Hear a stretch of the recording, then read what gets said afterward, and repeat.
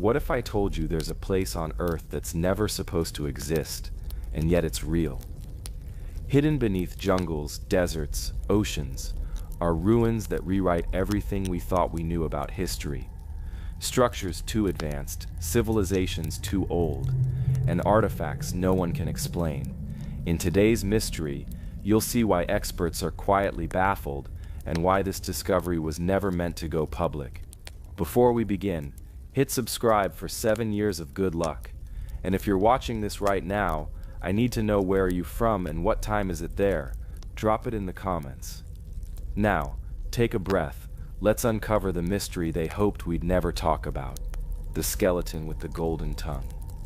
It was a quiet excavation, the kind archaeologists expect when digging in long-forgotten necropolises. The year was 2021. A team of Egyptian and Dominican archaeologists had been carefully exploring a burial site just outside the ancient city of Taposiris Magna, near Alexandria in Egypt. Most of the tombs they uncovered followed a familiar pattern: modest, crumbling, layered with sand and centuries of decay. But then one of the burial chambers revealed something that instantly stood apart. Laid carefully within a stone coffin was a human skeleton. Fragile, ancient, bones weathered by time. But what stunned the team, and soon the world, was what they found in the skull's mouth: a golden tongue. Not a symbolic representation, not an artifact placed nearby, but an actual thin, detailed slab of gold, shaped in the unmistakable form of a human tongue, placed precisely where the deceased's own tongue would have been. The golden tongue mystery had begun. At first they thought it might have been an isolated ritual, something personal, but as excavation continued in nearby tombs, the team uncovered not one, but several similar burials. In each the pattern repeated: mummified or skeletal remains, and a gold tongue nestled inside the jaw. Why? There was no written explanation, no funerary inscriptions to decode, just the object itself, gleaming, deliberate, undeniably significant. Historians were intrigued. The Taposiris Magna site was once home to temples devoted to Osiris and Isis, deities of the underworld and resurrection. Could the golden tongue be connected to those beliefs? In ancient Egyptian theology, the soul underwent a perilous journey through the afterlife. The heart was weighed, the tongue might speak in defense, and the dead would face judgment. Perhaps some experts proposed the golden tongue was a spiritual tool, an offering to allow the deceased to speak clearly before the gods, to plead their case in the divine courtroom. Others wondered if it was symbolic of status. Could this have been reserved for a select group, priests, nobles, or those believed to carry messages into the next world? But it didn't stop there. Soon, similar discoveries were found in completely different regions. In Turkey, an ancient burial revealed a silver tongue. In Greece, thin sheets of gold had been uncovered decades earlier, engraved with ritualistic texts and sometimes rolled into scrolls placed near the mouth or hands of the deceased. Not exactly the same as the Taposiris Magna tongues, but perhaps related. Some scholars began drawing a broader picture. Was there a shared belief system that transcended cultures? A hidden set of rituals that emphasized speech, the power to speak even after death? A few went further still. They pointed out that in Egyptian mythology, silence could be a curse.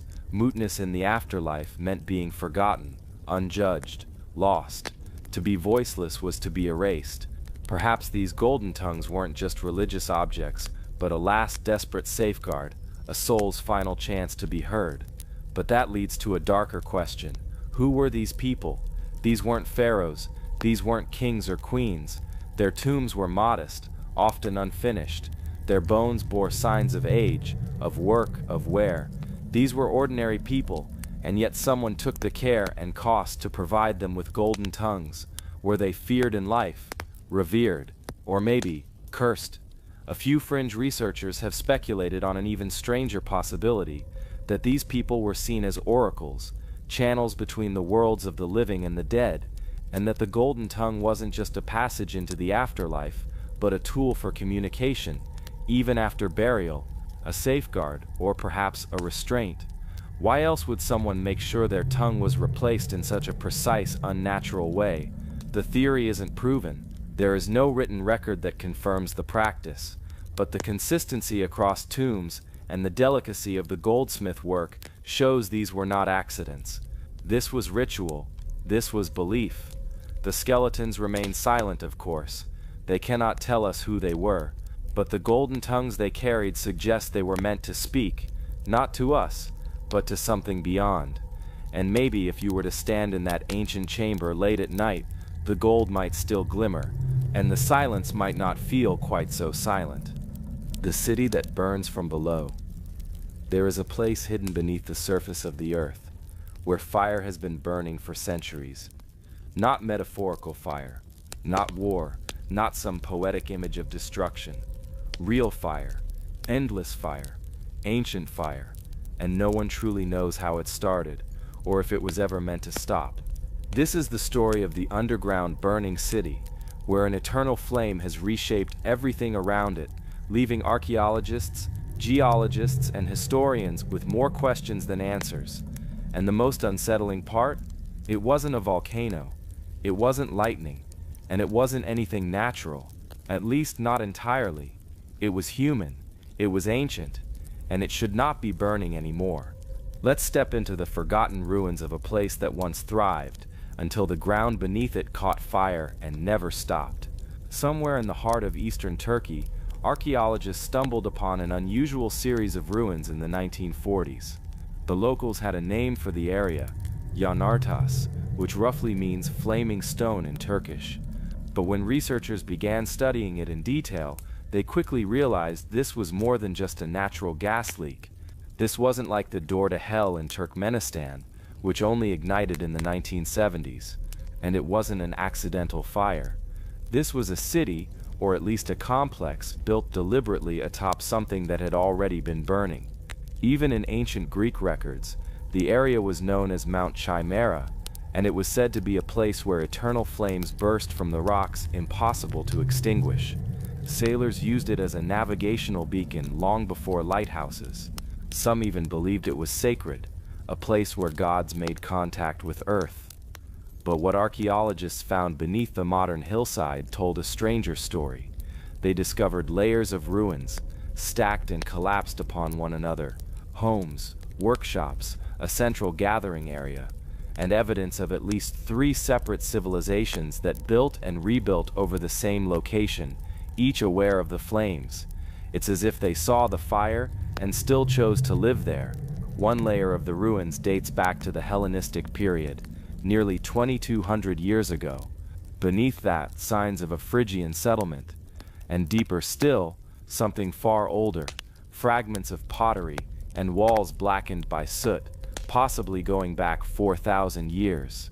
And yet in every layer, you see the same thing, no evidence that anyone ever tried to put the fires out.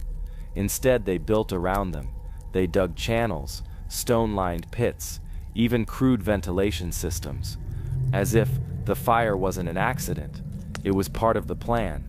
Geologists eventually discovered the source of the flame, naturally venting methane leaking through cracks in the Earth's crust. The gases ignite upon exposure to air. But here's where it gets weird.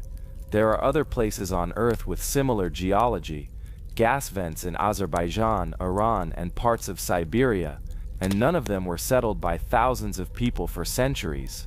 So why here? Why did ancient people risk their lives to build on top of a leaking fire? Some believe it was a religious site, a kind of ancient oracle center like Delphi in Greece, but no central temple has been found.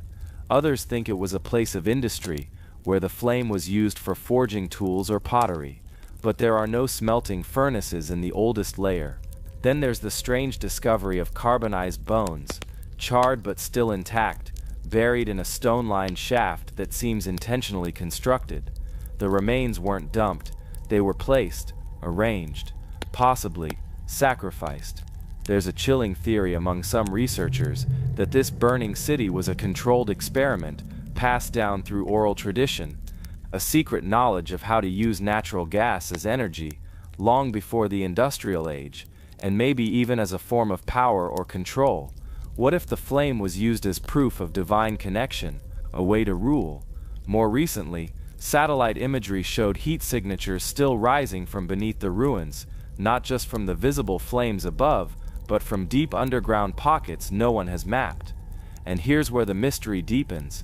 In 2019, an archaeological team used thermal imaging and ground-penetrating radar to examine deeper sections of the site.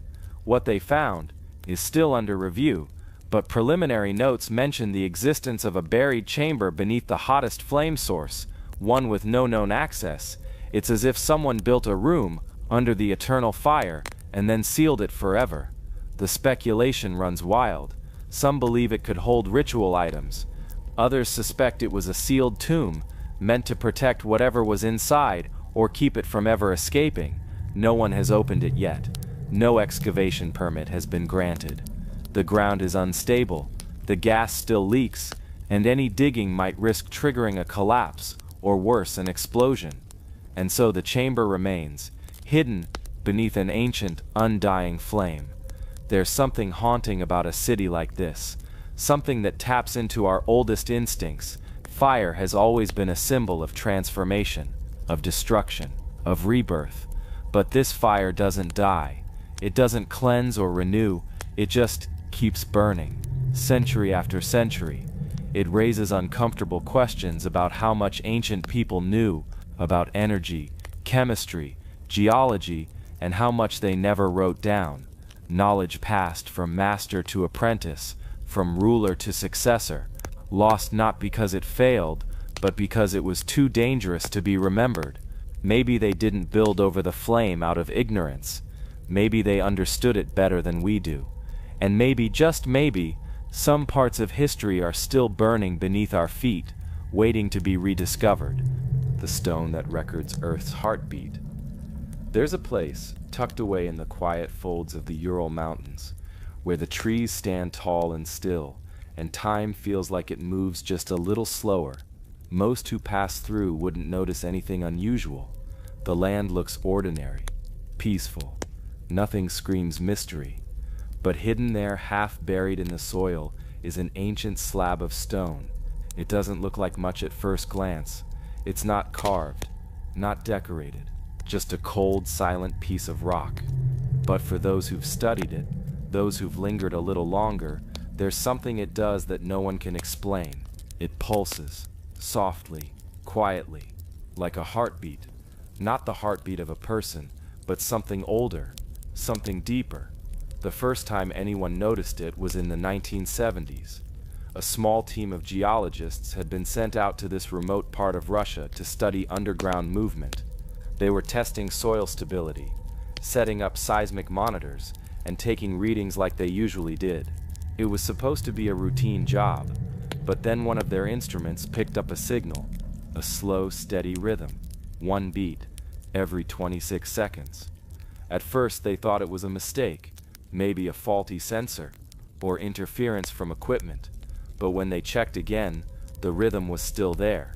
When they moved the equipment even a few feet away, the signal faded. When they brought it back near the stone, it returned, perfectly timed, every time. One slow pulse followed by silence, then another, over and over again. It was almost as if the stone itself was alive, as if it was keeping time. They stayed for days, trying to understand it. They dug around the stone, took samples, ran electrical scans. Nothing explained it. The rock wasn't made of anything exotic. No metal, no crystal core, no strange composition. It was by all measurements just a chunk of ancient basalt. But none of that answered why it pulsed, or how. News of the stone didn't travel far. Back then, strange discoveries were often buried under bureaucracy, especially in Soviet-era research. Files went missing, reports were delayed, and soon the story faded, just another curiosity in a sea of forgotten field notes. But the heartbeat never stopped. Years later, a new team of researchers stumbled on the same phenomenon. This time, they weren't geologists. They were part of a small expedition studying local folklore. Villagers nearby had told stories of a living rock in the forest. Some said it whispered at night. Others said if you sat quietly beside it, you'd feel something thumping beneath you, like a distant drum. A few even claimed the stone could make people dream more vividly. Of course, most brushed it off as imagination. But one researcher, a quiet man named Alexei, decided to test the stories. He brought modern seismic tools, placed them gently around the stone, and once again there it was, one pulse every 26 seconds, still perfectly regular, still impossible to explain. No power lines nearby, no underground machinery, nothing that could create a signal so stable, so consistent, and yet completely natural. And then something stranger happened. They noticed the pulses changed slightly during certain phases of the moon. When there was a full moon, the pulse was a little stronger, not faster, just heavier. During a new moon, the pulse weakened, as if the stone were resting. Could it be reacting to the lunar cycle? Could it somehow be connected to Earth's gravitational rhythm? It raised a haunting question. What if this stone wasn't just pulsing? What if it was listening? Some began to wonder if it might be part of something much larger, like a node, one point in a hidden network beneath the Earth. Perhaps there were others like it, scattered in forgotten corners of the world, beating together in sync, keeping time like the gears of some ancient forgotten clock. There are ancient myths from many cultures about stones that live, stones that breathe. In Hindu traditions, there's talk of sacred stones that pulse with life. In Celtic lore, certain boulders were believed to contain the memories of the earth. And among some Native American tribes, it's said that the land itself keeps track of what we do, recording every step, every sound, every heartbeat. What if this stone in the Urals wasn't just a rock? What if it was a memory core, a geological recorder of time itself? The idea seems wild, outlandish, but the pulse remains. No scientist has offered a clear answer. No one has recreated the phenomenon in a lab. Every attempt to simulate the same 26-second pulse fails. And here's another twist. Satellites orbiting the Earth have detected faint pulses, also at 26-second intervals, coming from deep below the planet's surface. They're so faint most systems ignore them, but they match the signal from the stone. It's as if Earth itself is quietly ticking, and this stone is one place where we can actually hear it. It makes you wonder, how many other things have we missed? How many pieces of this planet are quietly speaking, waiting for someone to listen long enough? Could it be that what we call a mystery is just something that doesn't fit into our modern framework of understanding? That the Earth has ways of keeping time, telling stories, remembering, that we've simply forgotten how to interpret. So next time you're out in nature, maybe sitting on a rock, in a forest, or beside a quiet hill, pause for a moment, let the silence settle. You might not hear anything right away, but perhaps if you wait long enough, you'll feel it, a faint rhythm, a slow, steady beat, not yours, not someone else's, but something older, deeper, the heartbeat of the Earth itself. The skeletons with elongated skulls. There are some discoveries that sit quietly in the background of science. They don't get shouted about, they don't appear in textbooks, and yet they refuse to go away. In museums, locked cabinets, and archaeological storerooms across the world, there are human skulls that don't look like they should. They're longer, taller, more curved than expected. Some people call them deformed. Others think they're just rare anomalies. But the deeper you look, the more difficult it becomes to explain them away. These are the elongated skulls, and they've been found in surprising numbers in regions far from each other: Peru, Russia, Egypt, Mexico, Malta, and even parts of Europe. Thousands of them, not just one or two strange cases, not just the result of isolated cultural practices, but widespread, consistent, and in some cases eerily uniform. Let's begin with the most famous example, the Paracas skulls. Discovered in the 1920s by Peruvian archaeologist Julio Tello in the desert peninsula of Paracas, these skulls weren't just elongated, they were anatomically different. Some had a brain volume that appeared up to 25% larger than that of a modern human. Others had different cranial sutures, Many were found buried in elaborate graves, surrounded by high-quality textiles, jewelry, and ceremonial items, suggesting they belonged to an elite class. Now, cranial deformation is a known practice across ancient civilizations. People in many cultures wrapped an infant's head with cloth or wood to shape the skull over time. It was usually done for aesthetic or social reasons, a symbol of status or tribal identity. But here's the issue. Artificial cranial deformation changes the shape of the skull, not the volume. It doesn't create more bone. It doesn't change the position of the foramen magnum, the hole where the spine connects to the skull. It doesn't alter suture patterns or create new bone density. And yet, in a number of elongated skulls, especially in Paracas, some of these differences are exactly what researchers have reported. Thicker bone, fewer or absent sutures, displacement of the cranial base, features that don't align with intentional binding. So if these skulls weren't shaped by outside pressure, what were they?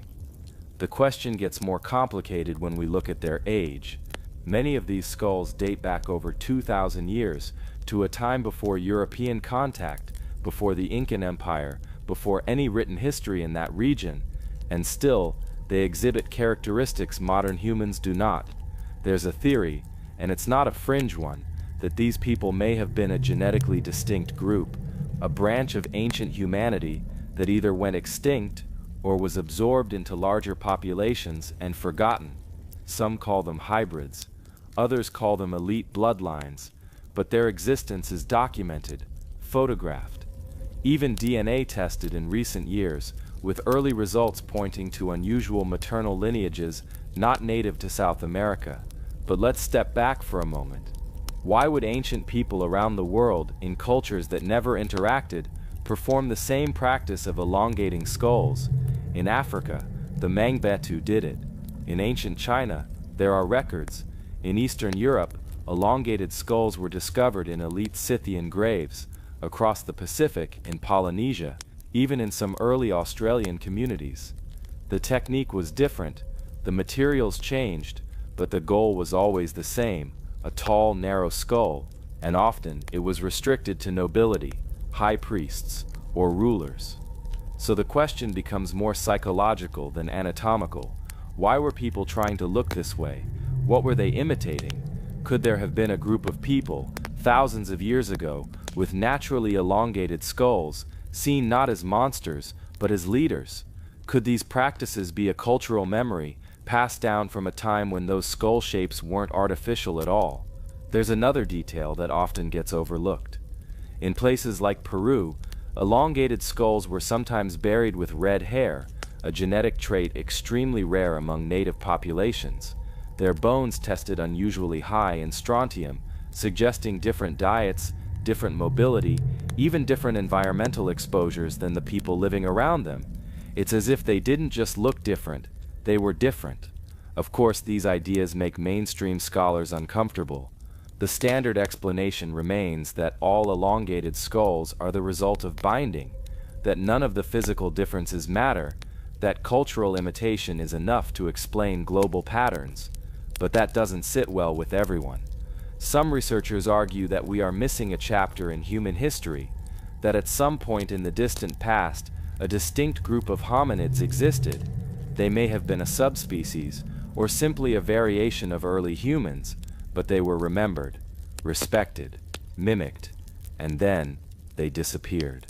Maybe through conflict, maybe by assimilation, maybe they were never widespread enough to leave behind their own cities, just burial grounds and whispers of their presence, but their skulls remain. No one has been able to create a consistent scientific explanation for the most extreme examples. Even now, with advanced imaging technology and genetics, there are more questions than answers. It's worth asking, if the modern world discovered a living person with a skull like that today, taller, denser, and shaped unlike any human, how would we explain it? Would we say it was evolution, mutation, or evidence of something much older and much more forgotten? Let's bring it back to the present. Right now, in a museum drawer, one of these skulls sits, perhaps labeled, perhaps photographed, maybe even forgotten. It doesn't look like yours. It doesn't look like mine. It's quiet, still, but it holds within it a puzzle, one that challenges our understanding of who we are and who came before us. And in a world where history often feels written in stone, these skulls remain one of the few pieces that simply don't fit. So tonight, as you rest and let your thoughts drift, remember that not everything in our history is known. Some of it is shaped differently, hidden not in myth but in bone. And some mysteries aren't buried. They're sitting right in front of us, in plain sight, waiting to be seen for what they really are. The underground city no one expected to find. In the heart of Turkey's Cappadocia region, beneath a town once thought to be unremarkable, a hidden world was accidentally discovered in 2014. Construction workers were demolishing buildings in Nevşehir to make way for a modern housing project, when they broke through the ground and found something no one expected. It started with a narrow tunnel, carved, not natural, then chambers, then stone walls, then corridors, not a cave, but something far bigger. What they had stumbled into wasn't just old, it was enormous. As archaeologists rushed in, it became clear. They had uncovered an ancient underground city, one of the largest ever found, a sprawling, multi-level labyrinth hidden beneath modern streets. The discovery stretched across at least 460,000 square meters, reaching as deep as 113 meters underground, possibly more. It wasn't the first underground city discovered in Cappadocia. The region is famous for its soft volcanic rock that ancient people carved into homes, churches, and even entire communities. Derinkuyu and Kaymakli are both well-known subterranean sites, but this one was different. It wasn't just a few levels deep. It included water channels, air shafts, wells, food storage rooms, kitchens, wine cellars, stables, and entire living quarters, but also defensive traps, stone doors that could roll shut from the inside, and a design that clearly wasn't haphazard. It was planned, engineered, hidden. Some tunnels were so long and narrow, it would have taken hours to crawl from one end to the other. Others were tall enough for groups of people to pass through on foot. The city had its own ventilation system, designed to bring in fresh air from the surface. It had access to water from underground sources. It even had places of worship carved into the stone halls where people may have prayed, gathered, or waited in silence. But why was it built? And when? That's where the mystery begins. Estimates of the underground city's age vary. Some say it dates back to the Byzantine era, about 1,500 years ago. Others believe it may go back much further, possibly to the Hittites, over 3,500 years ago. A few even suggest it was first carved in the Bronze Age and expanded repeatedly by different civilizations over time. But none of those timelines fully explain the scale or the reason. Why would anyone dig a city this massive entirely underground? The most accepted theory is that it was used as a refuge, a place where entire populations could retreat during invasions. Cappadocia was a crossroads of ancient conflict. Persians, Romans, Byzantines, Seljuks, and Mongols all passed through. A city underground could provide shelter for thousands, protecting them from war, persecution, and possibly climate extremes. And yet some parts of this particular site were sealed off in a way that suggests people didn't return. Storage rooms still held sealed jars and containers. Pathways were blocked, entrances hidden. It doesn't feel like a shelter someone planned to use again. It feels like something abandoned on purpose, and very carefully. Some archaeologists noticed that certain tunnels connect in ways that imply escape routes or secret movement between different levels. Others point out that even with modern tools, replicating this structure would take enormous effort and time. There's also the problem of documentation. None of the major historical texts that describe Cappadocia in ancient times mention a city like this under Nevşehir. It's as though no one above ground even knew it existed, not a word in ancient records, not a story passed down through generations. So who built it? Was it a local population carving over centuries, or was there an unknown civilization that specialized in this kind of construction? Some theorists, not fringe ones, have noted that to remove the amount of rock needed to build the city, workers would have had to extract hundreds of thousands of tons of material. Yet the stone debris is missing. It's never been located nearby. So either it was carried away over time, or the methods used were different than what we think. In a world without electricity or mechanized tools, how did they create a structure that includes multiple stories, precision-cut rooms, and an air system that still functions today? The stone itself offers few clues. Volcanic tuff is soft when first cut, but it hardens with time, so the walls now are solid and enduring, but they leave little evidence of the tools used to carve them. There are even whispers of older foundations, levels deeper than the known city, that may predate the rest by centuries or more. These haven't been fully excavated. Some of the lowest chambers are filled with rubble, or sealed entirely. And of course, when mysteries like this surface, so do the theories. Some say it was built to survive a cataclysm, a natural disaster, a celestial event. That's why it goes so deep. That's why it's sealed. That's why it could support life for an extended time. Others suggest a religious motivation, that this was a sanctuary, carved in secrecy. Maybe it was both. Whatever the reason, the fact remains, a city designed to sustain thousands of people was carved by hand, hidden beneath modern buildings, and forgotten for centuries, until a backhoe cracked open the ceiling. Today, parts of the underground city are still closed to the public.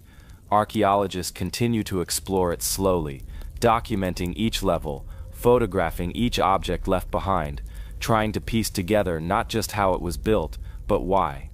It's a reminder that the ground beneath our feet isn't always what it seems, that sometimes entire chapters of human history are right below us, waiting to be uncovered. And even now, with all our technology and satellite mapping, we had no idea this city was there until we accidentally broke into it. So tonight, as your thoughts wander into the past, think of what else might be hidden just a few feet below us. How many more cities lie waiting, unseen, untouched, beneath the places we walk every day? The metal library hidden beneath the jungle. In the dense forests of Ecuador, there are stories of something buried deep underground, something not made of stone or wood, but entirely of metal. Not just tools or weapons, but books. Metal books. The story begins with a man named Juan Maurits, an Argentinian-Hungarian explorer. In 1965, he claimed to have made a discovery that could rewrite human history. Deep inside the Taos caves of Ecuador, Maurits said he found a massive underground complex, one that didn't seem natural. He claimed it wasn't just a cave, it was a series of chambers and tunnels carved with such precision, it looked engineered. But it wasn't the geometry of the place that captured the world's attention. It was what he claimed to find inside. He spoke of a library made entirely of metal, hundreds of books, each weighing several pounds, engraved with strange symbols. The books, he said, were stacked on metal shelves, arranged in rows. Alongside them were sculptures of animals, metallic plaques, and even what he described as a golden sarcophagus. It sounded impossible. Books made of metal? An underground library in a jungle cave? No known civilization in that region was believed capable of such a feat. But Moritz stood by his claim, and eventually, his story caught the attention of a well-known figure, Erich von Däniken, the author of Chariots of the Gods. Von Däniken included the metal library in his work, using it as possible evidence for ancient advanced civilizations or even extraterrestrial influence. The story began to spread. In 1976, a major expedition was organized to investigate the Taos caves. The team was large, over 100 people, including scientists, British and Ecuadorian military personnel, and even Neil Armstrong, the first man on the moon. They spent more than a month inside the Taos caves, mapping, documenting, and exploring every chamber they could access. What did they find? Natural beauty, strange formations, long corridors, but no metal books, no library, no statues, no golden coffin. For many, that was enough to dismiss the entire story. Just another tall tale, they said, a jungle myth. But others weren't convinced.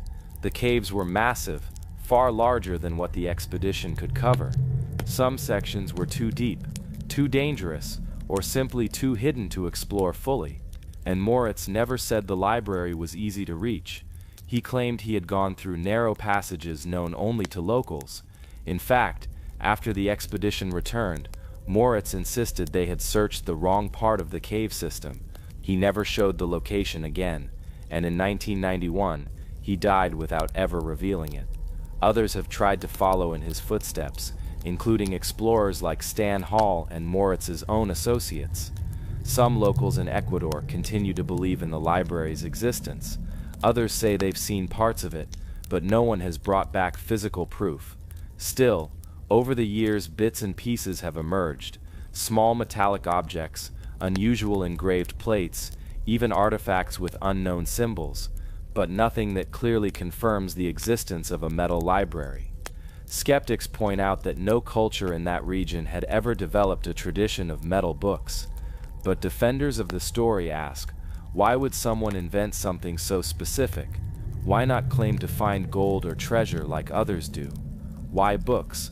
What civilization in the heart of pre-Columbian Ecuador would choose to write its knowledge onto metal pages and bury it underground? Some believe it was a lost civilization, an advanced culture wiped out before history began. Others suggest it might have been a form of knowledge preservation, hidden from invaders, floods, or even cosmic events. Still others believe the metal books might contain knowledge humanity wasn't ready for. There's also the question of engineering. Moritz and others claim the cave passages were straight and sharply angled, as though carved with intent, not formed naturally. And yet geologists in the 1970s expedition reported that most of what they saw appeared natural, created by underground rivers, but were they looking in the right place? The Taos caves stretch for miles. Only a fraction has been properly mapped. Even today, modern expeditions with drones and ground-penetrating radar struggle to navigate the terrain. The dense jungle above, the unstable floors below, it all adds to the difficulty. There are even stories among the Shuar people, the local indigenous community, about sacred places inside the caves, places where outsiders are not permitted, places protected by spirits, stories that go back long before Moritz. Is it possible that the Shuar, or some ancient culture before them, hid something deliberately, deep inside the earth, away from prying eyes? There's another detail that's easy to miss. Moritz never published photographs of the metal library, but some people close to him claimed they had seen sketches. Others claimed he once held a small metallic plaque with unusual markings on it. These artifacts, if they existed, have never been recovered. The biggest question, of course, remains: why metal books? Was it because metal would survive where paper would rot? Or were they meant to be unreadable by ordinary people, written in a language only a select few could decipher? If the books ever existed, they would be among the oldest examples of recorded information in human history, older than Sumerian tablets, older than Egyptian papyri, and yet they remain hidden, or perhaps they were never real at all. No scientific proof has yet confirmed their existence. No photos, no books, just the testimony of a handful of people and the lingering mystery of a cave system too large and too dark to ever fully understand. But sometimes, that's all a mystery needs to survive. So tonight, as you let your thoughts drift into forgotten corners of the earth, imagine a place hidden deep beneath the jungle, silent, untouched, filled with cold metallic pages waiting to be read again. Not for treasure, but for truth. A truth buried in metal, sealed in stone and guarded by time itself. The stone heads of the forgotten island. Hidden in the Pacific Ocean lies one of the world's most mysterious and isolated land masses, Easter Island. Locally known as Rapa Nui, it's a remote volcanic island, just 63 square miles in size, sitting over 2,000 miles away from the nearest continent. And yet scattered across this lonely piece of land stand nearly 1,000 massive stone statues called moai, some towering over 30 feet tall and weighing up to 80 tons. For centuries, these statues have puzzled explorers, researchers, and archaeologists alike. Who carved them? Why were they made? And perhaps most mysteriously of all, how were they moved? Because here's what truly breaks logic. The moai are not just near the quarries. Many are located miles inland, some even perched on high ridgelines and coastal platforms. And remember, this island had no wheels, no large animals, and its people used stone tools. No metal, no cranes, no draft animals. Nothing that could easily explain how multi-ton statues were transported uphill. One of the first outsiders to arrive, Dutch explorer Jacob Roggeveen, in 1722, was stunned. He described the statues in his journal as incomprehensibly large, standing silent and immovable in the wind. Since then, modern archaeologists have tried everything to replicate the feat. Some believe the statues were dragged using ropes. Others suggest a walking motion, rocking the statues forward inch by inch. But even under controlled experiments, it takes dozens of people, perfect terrain, and lighter models. The islanders supposedly did it with hundreds of statues, some heavier than a modern tank, across rugged volcanic slopes. It just doesn't add up. But that's only the beginning of the mystery. Beneath many moai, archaeologists found full torsos buried underground. For years, people assumed the heads were just that, heads. But once excavated, some statues revealed entire bodies, complete with arms, hands, and detailed carvings. No one had seen them for centuries, because volcanic ash and centuries of soil buildup had hidden them. Even more curiously, many of these buried bodies are inscribed with unfamiliar symbols, what researchers call rongo. It's a script made of looping, glyph-like markings that resemble no known writing system. To this day, no one has definitively deciphered rongo. Some believe it's a form of proto-writing. Others think it may have held religious meaning or encoded astronomical knowledge. But without a Rosetta Stone, we can't read their message. And then there's the collapse. Easter Island civilization didn't fade gently. It shattered. Evidence suggests that by the 17th century, the island's population dropped dramatically. Many moai were toppled. Ritual platforms were destroyed. Some researchers blame deforestation, the idea that the Rapa Nui people cut down all the trees, leading to societal collapse. But others argue that theory doesn't explain everything. Deforestation wouldn't cause systematic statue toppling or violent cultural shifts. Oral traditions from the islanders speak of internal warfare, spiritual collapse, and even outside contact before Europeans officially arrived. There's also mention of long-eared people, short-eared people, and conflicts between them, adding another layer of enigma to the island's past. What's even more surprising, genetic studies have found trace Polynesian and native South American markers in some Rapa Nui remains. That suggests pre-Columbian contact with South America, a theory mainstream historians still debate. If true, it means people from the Andes may have traveled across over 2,000 miles of open ocean, centuries before European ships even reached the Americas. How? No one knows. There are no surviving maps, no records, no verified ocean-worthy vessels from that era, but the traces exist in DNA, in plant species, and in shared cultural echoes. The moai themselves don't speak, they never have, but their presence says everything. They tell a story of a civilization that mastered stone, navigation, spiritual belief, and engineering, only to vanish before the world ever truly saw them. The question that haunts so many is this: what don't we know because they never wrote it down? Maybe the statues were more than art. Maybe they marked something, a map, a calendar, a warning, or maybe they were trying to be remembered. Either way, the silent stone heads still stand, watching the waves, facing inland, as if waiting for someone, anyone, to finally understand what happened to the people who gave them life. And still, no one has. The 10,000-year-old road beneath the lake. In northern Michigan, there is a lake that most people pass by without a second glance. Lake Huron, one of North America's Great Lakes, stretches over 23,000 square miles. For generations, it was simply a body of water, vast, cold, and deep. But in 2007, something extraordinary was discovered at its bottom. And it wasn't a shipwreck.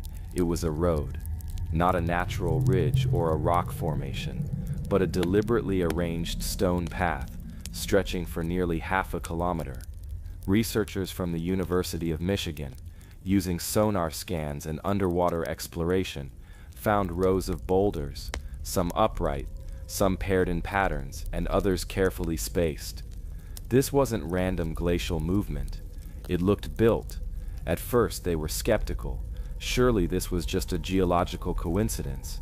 But as the scans progressed, they found stone alignments, carvings, and even evidence of hunting blinds, structures once used by early humans to corral animals. That changed everything. Because this road lies beneath 121 feet of water, buried under thousands of years of lake sediment, geological models confirmed it could only have been dry land during a specific period around 10,000 years ago, at the end of the last ice age, when the Great Lakes were still forming. So the question became, who built it? 10,000 years ago, most of North America was still recovering from glacial retreat. The people who lived then, known to archaeologists as Paleo-Indians, were believed to be small bands of hunter-gatherers. No cities, no architecture, no stone structures. But here, at the bottom of a lake, is evidence that these early humans may have engineered an entire landscape. The underwater features resemble caribou hunting structures found in Alaska and the Canadian Arctic. In those regions, indigenous groups once built drive lines of stones to funnel herds into traps. But this find in Lake Huron is older and more complex than anything found before. That has massive implications. It means that 10,000 years ago, humans in what is now Michigan were not just surviving, they were building, coordinating in groups large enough to move stones, design patterns, and control wild herds. That kind of behavior doesn't happen overnight. It suggests an intelligent culture with knowledge of animal behavior, environment, and long-term planning. But here's where it gets stranger. Some of the stones appear deliberately shaped, not just placed. One boulder has carvings that may be a form of petroglyph, though erosion makes it hard to interpret. Another feature appears to be a stone circle, like a rudimentary hearth or ritual site. These features are too deep, too undisturbed, and too consistent to be accidents. So why haven't we heard more about this? Because the site is difficult to access, the water is cold and dark, visibility is poor, and funding for long-term underwater archaeology is limited. Unlike Egypt or Mesopotamia, submerged North American sites rarely get global attention. And yet this one might be just the beginning. Because the Ice Age was not static. Sea levels changed. Glacial lakes rose and fell. Entire land bridges disappeared. Many archaeologists now believe that vast areas of early human activity are lost beneath water, not just here, but across the world.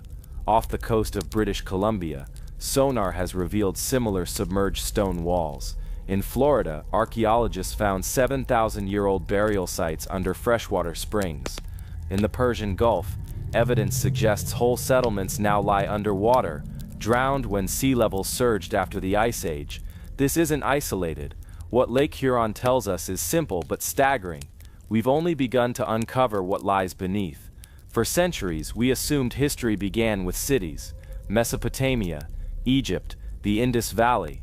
But discoveries like this hint at something deeper, a world of organized societies that existed long before writing, before pyramids, before bronze or iron. These people didn't leave behind temples or palaces, but they left roads, walls, carvings, and traces of intelligence we still don't fully understand. What did they believe? Did they have rituals, stories? Did they bury their dead? We don't know, because all that remains is underwater, scattered stone paths in the dark, buried under cold silt and forgotten time. But maybe one day, the lakes and seas will give up more of their secrets. Until then, the road beneath Lake Huron remains quiet, ancient, undisturbed, and completely unexplained. The ancient tomb with an unmelting ice core.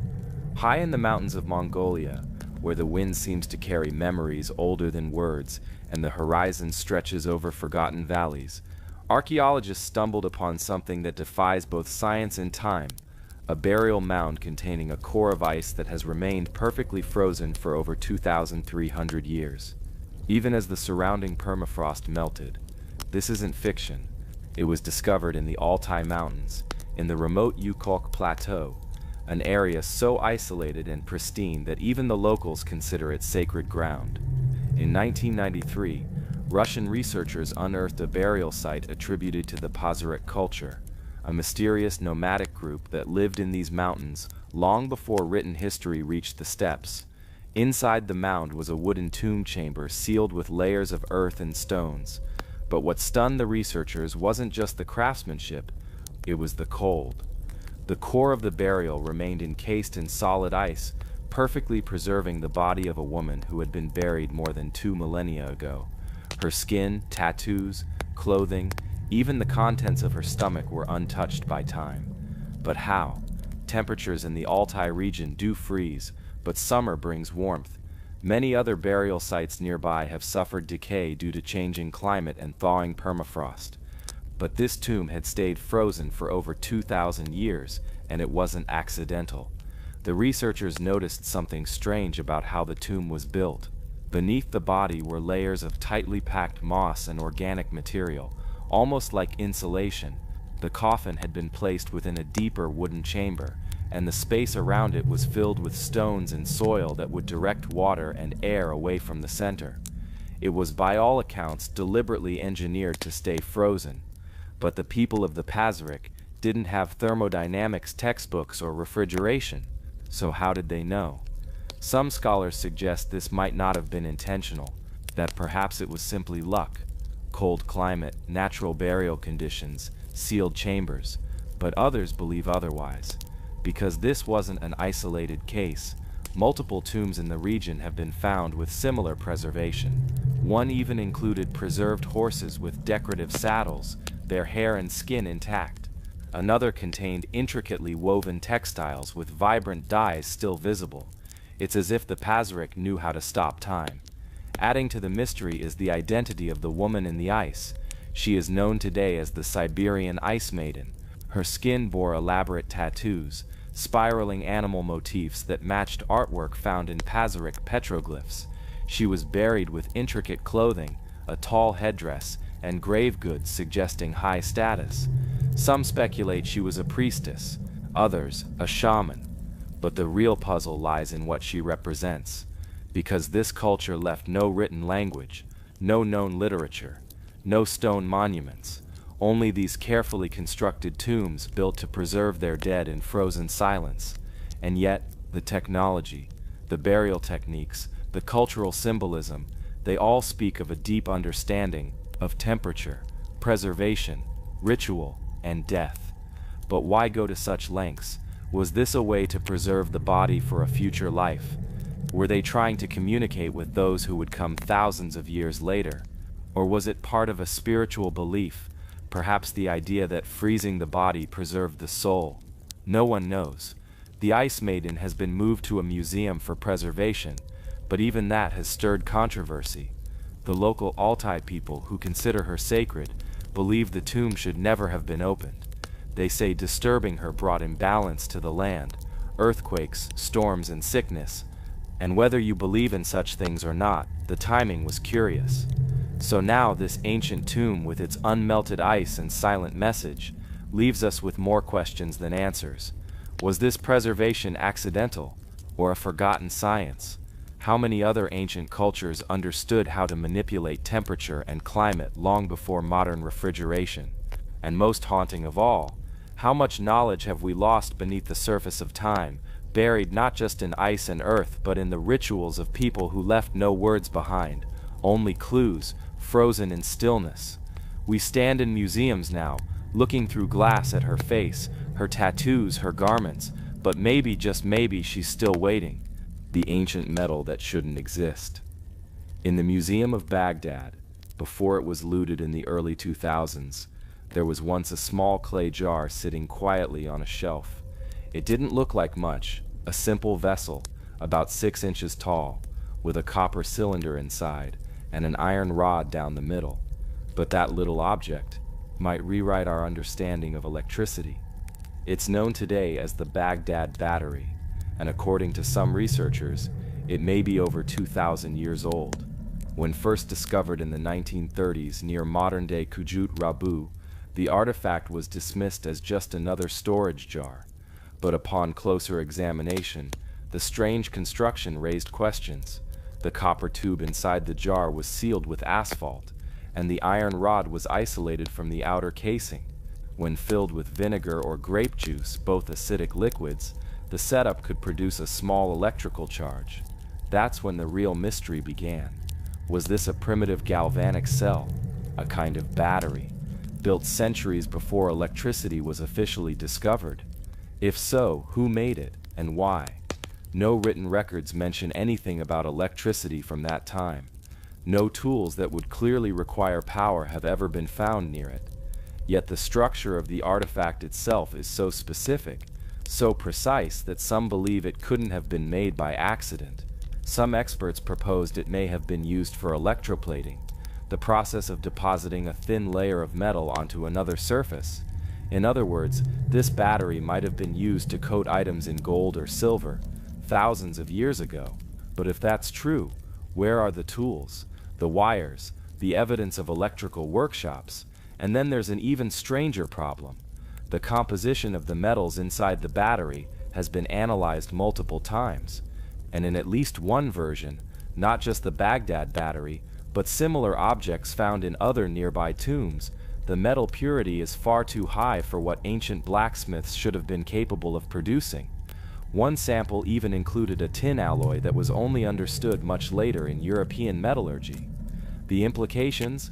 Either someone in the ancient world had an understanding of metal chemistry that far outpaced their neighbors, or the origin of the artifact is not as straightforward as we think. And that's not the only anomaly. In recent years, similar jars and artifacts have been recovered in areas of Iran, southern Iraq, and even parts of Turkey, all sharing one strange trait: unusual metal construction with no clear explanation. Some of these were buried in tombs, others were part of temple complexes. But in all cases, the same question remains: what were they doing with electricity if they had no light bulbs, no motors, no machines? Or is it possible they did have such technology but we've just lost all record of it? Some fringe theorists jump straight to ancient aliens. Others point to lost civilizations, destroyed by floods or time. But even serious archaeologists admit they don't have a good explanation. There's something unsettling about holding an object in your hand that behaves like modern technology, but comes from a time when no one was supposed to know how it works. Imagine someone in 500 BC mixing vinegar into a clay jar, not knowing the word voltage, but watching sparks leap off the iron rod.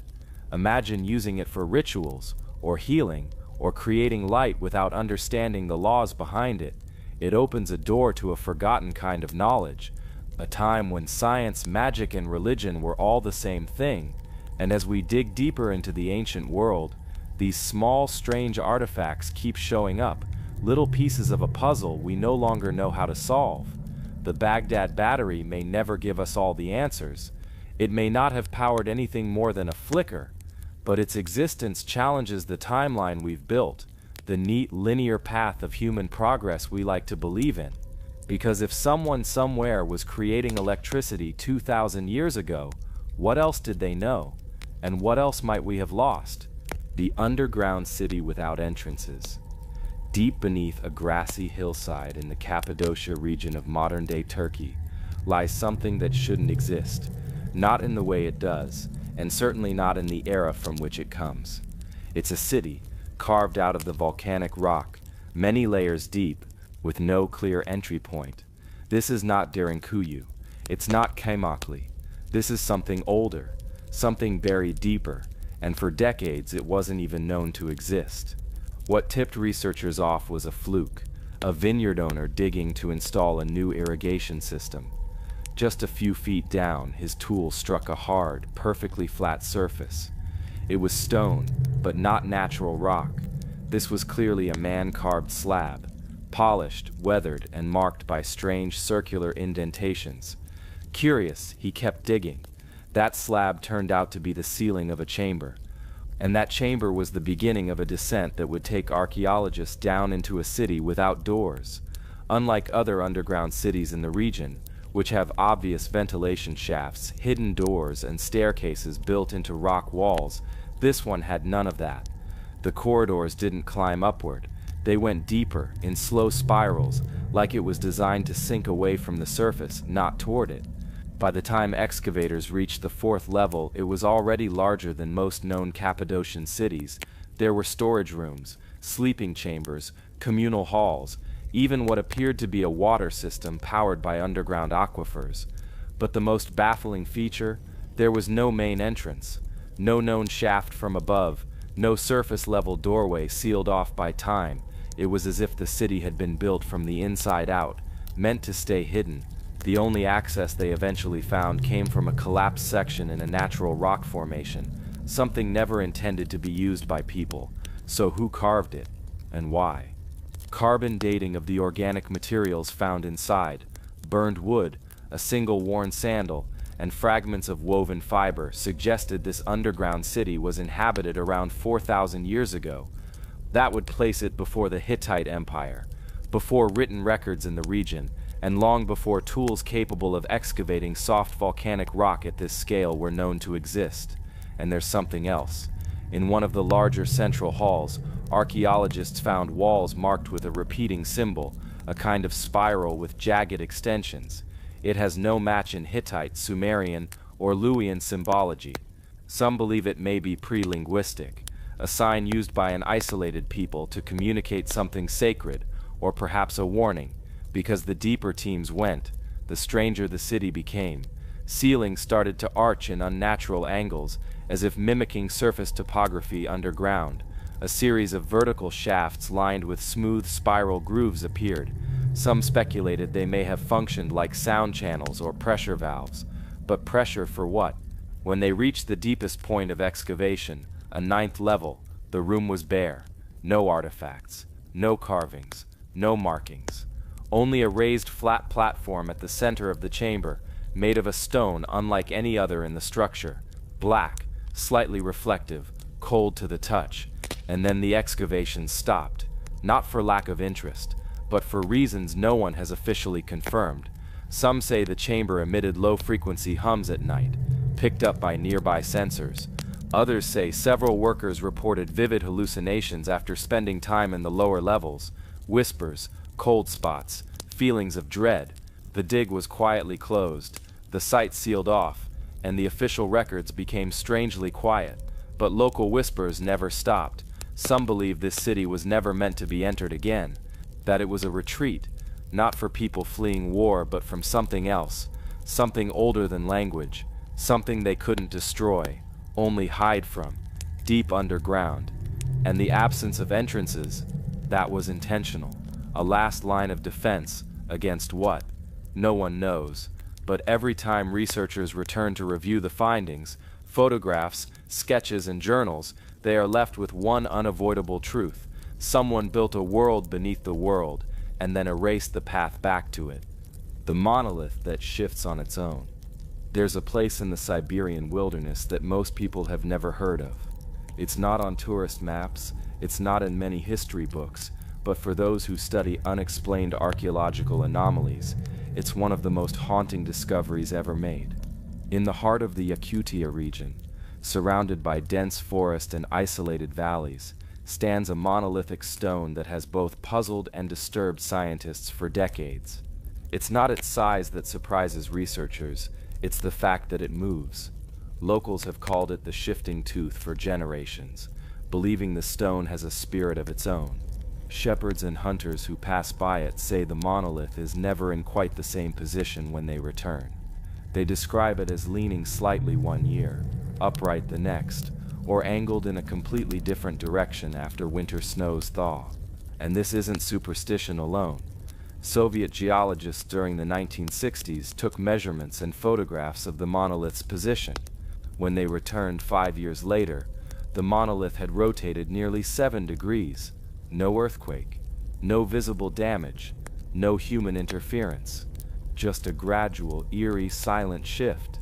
The stone itself is an unusually shaped vertical pillar, around 13 feet tall, made of a mineral composition not common in the region. Some say it was brought from far away, moved and planted deliberately. Others argue it may have been part of a much larger ancient structure now lost to time. The oddest thing is that the rock seems to rest without any solid foundation. Beneath it is loose gravel and soft soil, completely unable to support the weight of such a massive stone over time without some movement. And yet, rather than sinking or toppling, it appears to pivot gently, as if it is adjusting itself. There's no formal record of its origin, no carvings, no inscriptions, but its presence has been quietly studied by a handful of independent Russian archaeologists. They have found signs of metallic residues beneath the base of the stone, as though some mechanism had once been embedded underneath. But the materials are so degraded that testing yields no clear answers. What makes the mystery deeper is the oral history of the indigenous Evenki people. According to their traditions, the shifting tooth was once the marker of a powerful place, not just a sacred one. It was said to cover the entrance to a buried chamber that could only be opened once every 600 years when the stars aligned. The stone, they say, moves to mark that alignment. Skeptics have tried to explain it away. Maybe frost heave, where frozen ground expands and contracts, pushes the stone around slowly, but even that doesn't account for its regular tilting and rotation in measurable angles. It's not tumbling or falling. It's moving in a way that seems intentional, like a slow, deliberate repositioning. One study attempted to place time-lapse cameras in the area, but they failed after a few weeks due to battery failure and interference. Satellite data from overhead shows strange electromagnetic readings near the site, minor but consistent. It's almost as if something beneath the stone generates a small but persistent field of energy, and yet no one has dug below it. Permission to excavate in Yakutia is difficult to obtain, especially in sacred territories. Indigenous leaders have refused to allow any deep disturbance of the land, so the monolith stands, alone, quiet, slowly adjusting over time. Theories range from natural processes to magnetic fields to remnants of ancient machinery. Some fringe researchers have even proposed that the monolith may be a kind of compass, or even a dormant device placed by an advanced civilization that once inhabited the region long before the Ice Age. Whatever it is, the stone doesn't give up its secrets easily. It stands in silence through every season, like a guardian of a forgotten era. And as modern science struggles to explain its behavior, the legend of the shifting tooth continues to grow. It's another reminder that even in our hyper-connected, satellite-mapped world, there are places and objects that defy our understanding. The Earth is old, far older than most people realize, and scattered across it are stories not written in books, but etched into the landscape, waiting for someone to notice. And perhaps this stone is not just a mystery, but a sign that some knowledge, some forgotten precision once existed and may still be watching. The coins that shouldn't exist. It started as a routine excavation, nothing unusual, just a team of archaeologists working quietly near a riverbank in the Japanese prefecture of Okinawa. The site was known to contain remnants of early Japanese settlements, pottery fragments, old wells and foundations of wooden houses that had long decayed. Everything was going according to plan, until one of the workers brushed away a clump of soil and saw a small round object glinting in the sunlight. It was a coin. That in itself wasn't surprising. Coins turn up in many digs, but as the team cleaned it gently and examined the markings, confusion settled in. It was not Japanese. It was not Asian. In fact, it wasn't even remotely close to any coin native to the region. What they held in their hands was unmistakably Roman. This made no sense. Roman coins dated to the 3rd and 4th centuries, discovered in a Japanese site with no recorded Roman contact, no known Roman trade route, and no reason whatsoever for their presence. At first, the team thought it was a mistake. Maybe the coin had been dropped there recently by a traveler, a tourist. But as they continued to excavate, they found more. Not one, not two, but 10 Roman coins, buried beneath a solid layer of sediment that had not been disturbed in over 1,000 years. This layer predated European contact with Japan by centuries. Researchers were baffled. The coins were real, authentic Roman currency made of copper and bronze, and one in particular bore the image of Emperor Constantine, all dated to the Roman Empire's late period. Yet there were no trade routes that connected Rome to Japan. There's no mention in Roman records of any ventures that far east. And the Japanese chronicles from that time period, very detailed in their own right, do not mention the arrival of any European visitors. So how did the coins get there? Some suggested they could have been brought over by Chinese merchants who may have traded with Westerners and then carried them further east. Others speculated that a shipwreck could have deposited artifacts on shore after centuries drifting in the Pacific. But the location of the site, deep inland, far from any historic coastline, makes that explanation less likely. A more controversial theory emerged from a few independent researchers. They proposed that the coins were part of an ancient and undocumented voyage, one possibly made by a lost ship or a lone group of travelers who made it much further than history remembers. Some even speculated the coins were heirlooms passed down for generations, their origin long forgotten, eventually buried with someone who had no idea what they truly were. But then the story got stranger. In another excavation, this time on a small island south of Japan, 1,000 kilometers away, archaeologists uncovered coins that looked nearly identical to the Okinawa finds, again Roman, again dated centuries before any European contact with Japan. The coins appeared to be from the same batch, showing similar wear patterns, suggesting they had traveled together before being separated and lost to time. No one could explain it. It became known quietly in archaeological circles as the Okinawan Roman enigma. A few papers were written, but mainstream historians dismissed it as a curiosity, not a rewriting of history, but the evidence remains. Coins that should never have made it across Asia, let alone the vast Pacific Ocean, are buried under layers of earth that confirm they arrived long before modern contact. Could there have been a forgotten exchange between East and West, a journey erased from history by storms, conflict, or simply time? Or could it be that our understanding of ancient trade networks, navigation capabilities, and cultural exchange is far more limited than we like to admit? These are not questions easily answered.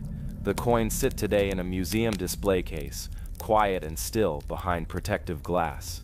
But their presence whispers something far louder: that history might be more interconnected than we've ever imagined, that civilizations once thought separate may have brushed against each other in brief, undocumented encounters, leaving behind just enough to make us wonder.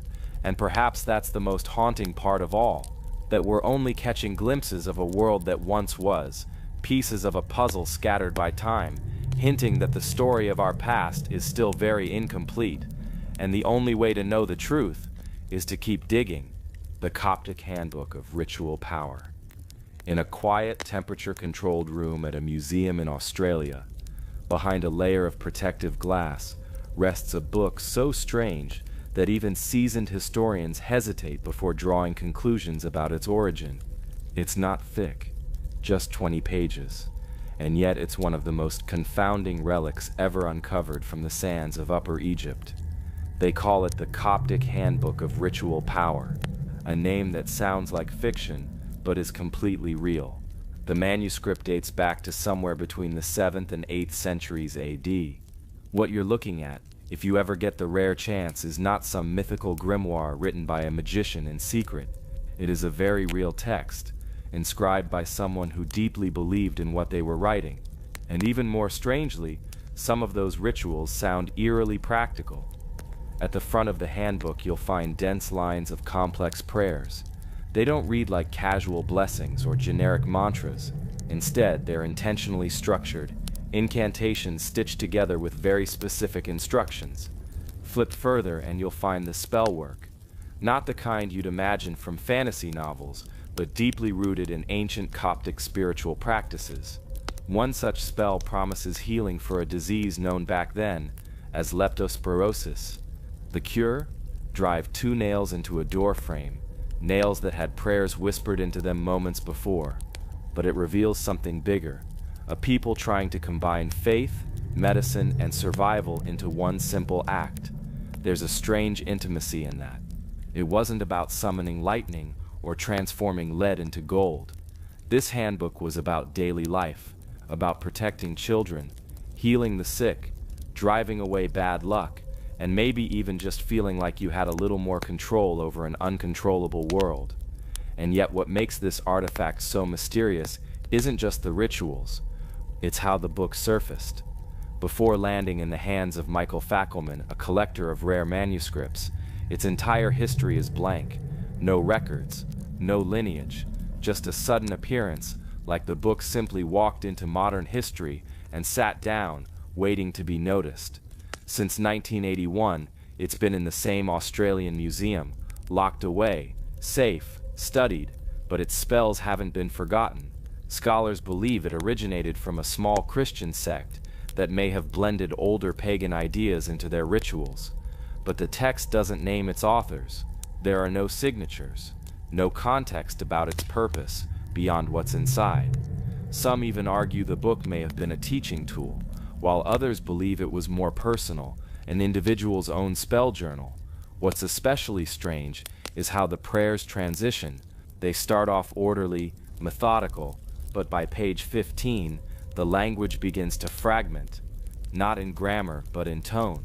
Less formal, less polished, almost like the person writing it was beginning to drift into something deeper, or maybe something darker. Why was it written? Was it ever used? Could it have been copied from something older, something lost? No one knows. What's certain is that the Coptic Handbook of Ritual Power is real. You can hold it, though few ever will. And yet what it reveals about our ancestors might be more surprising than its contents. That for all our modern advancements, the ancient need for meaning, control, and healing still lives in us. The cave that heals, but no one knows why. In the quiet hills of northern Romania, tucked away beneath layers of thick forest and untouched earth, there lies a cave that science still struggles to explain. It's called Movil Cave, and for decades barely anyone knew it existed. There were no tourist signs pointing to it, no legends that made it into storybooks. For thousands of years, it remained sealed off from the surface world, completely cut off from air, sunlight, and even the water above ground. It wasn't until 1986, just months after the Chernobyl disaster, that a team of scientists searching for a location to build a power plant accidentally drilled down and opened the entrance. And what they found inside stunned them, because this was no ordinary cave. At first, the conditions inside seemed absolutely deadly. The air was thick with toxic gases, high levels of carbon dioxide and hydrogen sulfide, gases that should have made the place uninhabitable. The water was dark, the walls were coated with slime, oxygen was scarce, barely a third of what we breathe on the surface. But despite that, the cave wasn't empty. It was teeming with life. Inside Movil Cave, scientists found an entire ecosystem unlike anything ever seen before. Dozens of species that had never existed anywhere else on Earth. Strange insects, blind spiders, translucent worms, creatures that had evolved in complete isolation, without sunlight, without plants, without the entire food chain we take for granted. Instead of photosynthesis, life in this cave relied on chemosynthesis, a process fueled by sulfur-loving bacteria that fed off the toxic gases rising from the Earth's crust. These bacteria formed the base of the food web, and everything else adapted around them. But the mystery of Movil Cave goes deeper than its strange creatures, because over the years, something even more bizarre began to circulate among those who visited. A whisper, that time spent in the cave, even just minutes, had strange effects on the human body. Some researchers reported feeling sharper, their skin seemed to heal faster from small cuts, their chronic ailments eased. Some even claimed it helped with arthritis, or asthma, or nerve pain. At first, these were dismissed as coincidences, but then came the studies. When a team from Germany visited the cave to test its bacteria and air quality, they noted a peculiar pattern. Certain microbes in the cave walls were not only unique, they secreted bioactive compounds, ones that seemed to inhibit harmful bacteria, even some that were antibiotic resistant. In other words, this toxic cave, which should be deadly, might actually contain life-saving organisms. The ecosystem inside Moville Cave had spent millions of years evolving defenses against harsh, extreme conditions, and in doing so, it may have unlocked chemical pathways that modern medicine hasn't even begun to understand. Still, scientists tread carefully. The cave is fragile, its air isn't safe for long exposure, and no one is allowed to enter without full protective suits. A single breath of the wrong gas could knock someone unconscious. A few more, and you'd never make it out. Yet despite the risks, the cave continues to pull people in. Because the idea that deep underground, sealed off for millions of years, there exists a completely different version of life, one that thrives in poison, one that may even heal us, is something that science can't easily ignore. What makes it more haunting is that we still don't know how deep it goes. Only a small portion of Moville Cave has been explored. Many chambers remain untouched. The further you go, the more dangerous the gases become, and yet, the signs of life continue. Is it possible that even more powerful compounds, or even unknown forms of intelligence, lie deeper within? No one knows, and so the cave waits, silent, breathing its toxic breath, nurturing secrets beneath the rock and water. It doesn't invite us in, but it doesn't stop us either. And as scientists prepare the next expeditions, protected in suits, carrying oxygen tanks, they can't help but feel like visitors in a place not meant for them, a place that evolved without us, a place that reminds us just how little we truly understand, not just about our planet, but about life itself. Because sometimes the most powerful mysteries aren't the ones written in books or buried in temples. Sometimes they're still alive, right beneath our feet, the wall that bleeds every spring. Tucked away in the hills of southeastern Turkey, not far from ancient settlements that predate cities, there is a structure that confounds both scientists and locals. It's not grand in size. It isn't carved with mythical animals or towering over a sacred site. It's a stone wall, half sunken into the earth, worn by weather and cracked by time. But what it does has never been explained. Because every year during the final weeks of spring, like clockwork, the stones begin to bleed. Locals call it the crying wall, and the phenomenon has been happening for as long as anyone can remember. Reddish streaks begin to appear on the surface of the stones, spreading slowly down the wall, as if some ancient wound is opening. By midsummer, the streaks dry, fade and vanish, only to return the following year. Geologists were the first to investigate it seriously in the 1980s. Some thought it might be iron oxide in the stones, reacting to seasonal humidity. Others proposed it was a rare combination of underground minerals seeping through pores in the rock. But none of those explanations held up, because the same stones from the wall, when removed and relocated, stopped bleeding. The phenomenon only occurs when the stones remain embedded in their original alignment, stacked, ancient, and untouched. Even more strangely, the bleeding is not uniform. Only the southern-facing side reacts, and only between late April and early July. And the streaks? They're not just surface stains. Samples have shown that the red fluid has high iron content, but also contains organic trace elements usually found in animal tissue. Not blood, but something uncannily close. Not rust, but not entirely mineral either. One team went so far as to suggest microbial life could be at play. Ancient bacteria reacting to light, temperature, and underground moisture to produce the red fluid. But they couldn't reproduce it in lab conditions. Nor could they find the source. To this day, no pipe, no spring, and no geological fault line has been found beneath or around the wall. It simply bleeds, and then it stops. This has led to a host of local legends. Some say the wall marks the edge of a battlefield older than recorded history, where giants or spirits once fought and bled into the ground. Others believe the wall is cursed, built as a barrier by a forgotten people who tried to seal something in or out. The blood, they say, is a warning. What lends these stories weight is the age of the wall itself. Unlike modern construction, there's no mortar. The stones are dry stacked, shaped perfectly to fit together like puzzle pieces, using a technique archaeologists associate with megalithic architecture. That means the wall could be over 8,000 years old, predating even Göbekli Tepe, which sits just 200 kilometers to the west. But there's something else. When ground-penetrating radar was used to scan beneath the wall, archaeologists found the outline of a buried chamber, deep, sealed, and unreachable.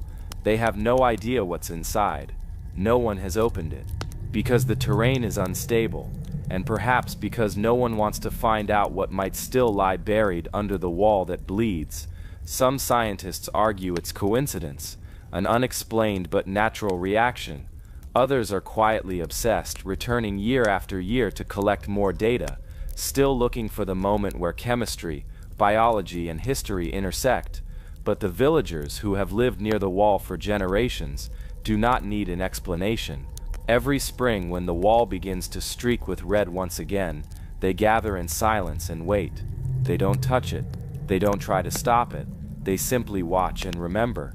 Because in their eyes, the wall is not malfunctioning. It's remembering, and in that slow red weeping, it is telling us something we haven't yet learned how to read. The stone map with no known origin. There are some discoveries so far removed from our modern understanding of the past that even seasoned archaeologists hesitate to interpret them. Deep in the mountains of Russia, where the terrain is steep and silent, an artifact was discovered that simply should not exist. Not because it is ancient, or fragile, or even misplaced, but because of what it shows and how it shows it. A stone slab unlike anything else ever uncovered. A map. But not just a map in the sense we think of today. This slab appears to show something with precision that shouldn't have been known at the time it was created. Something that seems to challenge our most basic assumptions about what ancient people could measure, could chart, or could even see. The object in question was found in the early 1990s near the village of Chandar in the Ural Mountains. A team of researchers led by Professor Alexander Chuvarov from Bashkir State University had been conducting studies on ancient Chinese migration patterns. But their attention was pulled in a different direction when local residents mentioned strange stone slabs in the mountains. Slabs that seemed to bear inscriptions, even images, carved deeply and deliberately into the surface. Most had been lost, broken, or buried, but one in particular remained mostly intact. What they uncovered was staggering.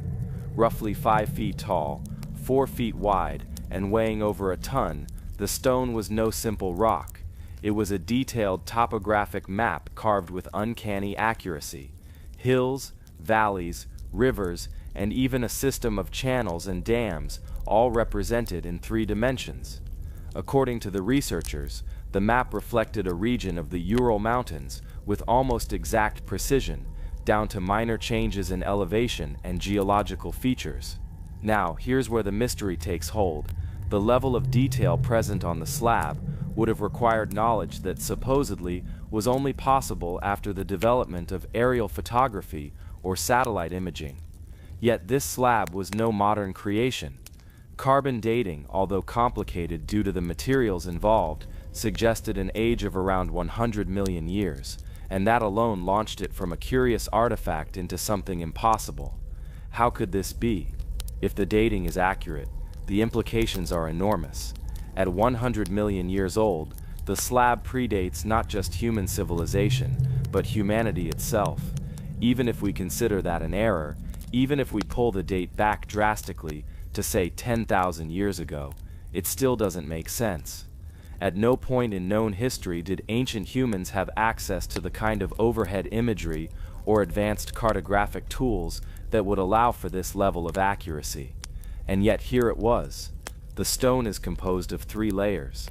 The base is dolomite, a sturdy rock often used as a building material. The middle layer, which contains the map, is a diopside glass porcelain, a material not naturally occurring and extremely difficult to replicate even with modern technology. And the top layer is a thin protective coating, possibly made of calcium ceramic compound, to preserve the engravings beneath. All of this points to a level of engineering and material knowledge not commonly attributed to any ancient civilization. But there's more. Embedded within the carvings were strange inscriptions, symbols not resembling any known language. Chuvairov's team originally suspected an ancient form of Chinese or possibly a forgotten Siberian dialect. But the symbols resisted all interpretation. No match was found. No cultural reference point could be tied to them. They didn't look like letters. They didn't look like mathematical symbols. But they were too deliberate to be random.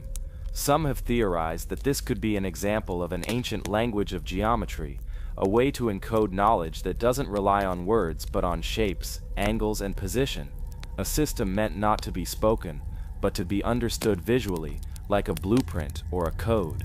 If that's the case, it would mark a completely different way of thinking and recording information.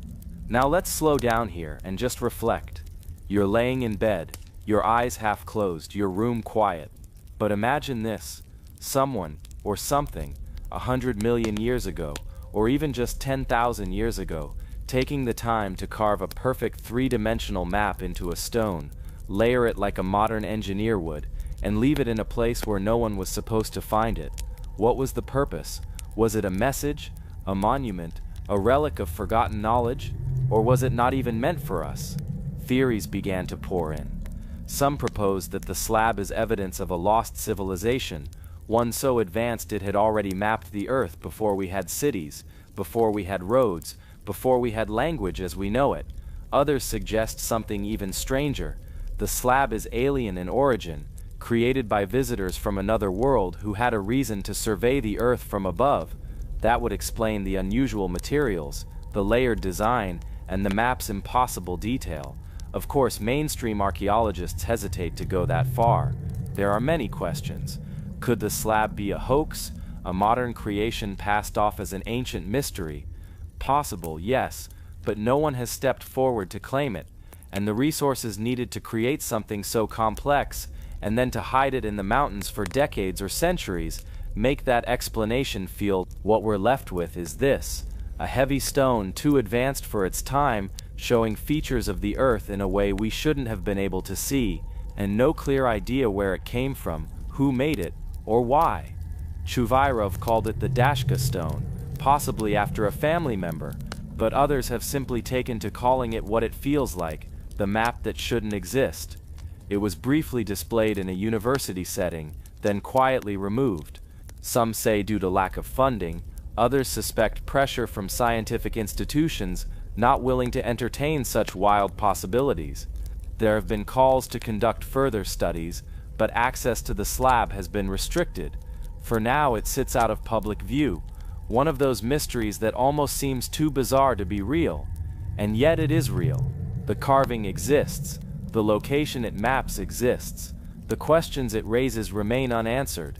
As you drift deeper into thought, or perhaps even towards sleep, remember this: we walk on a world that holds secrets beneath every hill, behind every cave, under every ocean, and every now and then one of those secrets surfaces, just long enough to make us wonder if our version of history is only a fraction of the real story. In the quiet of the night, in the softness of these mysteries, let your imagination go where science cannot yet follow, because sometimes the past isn't behind us, it's hidden beneath us, waiting to be found. The underground machine that shouldn't be there.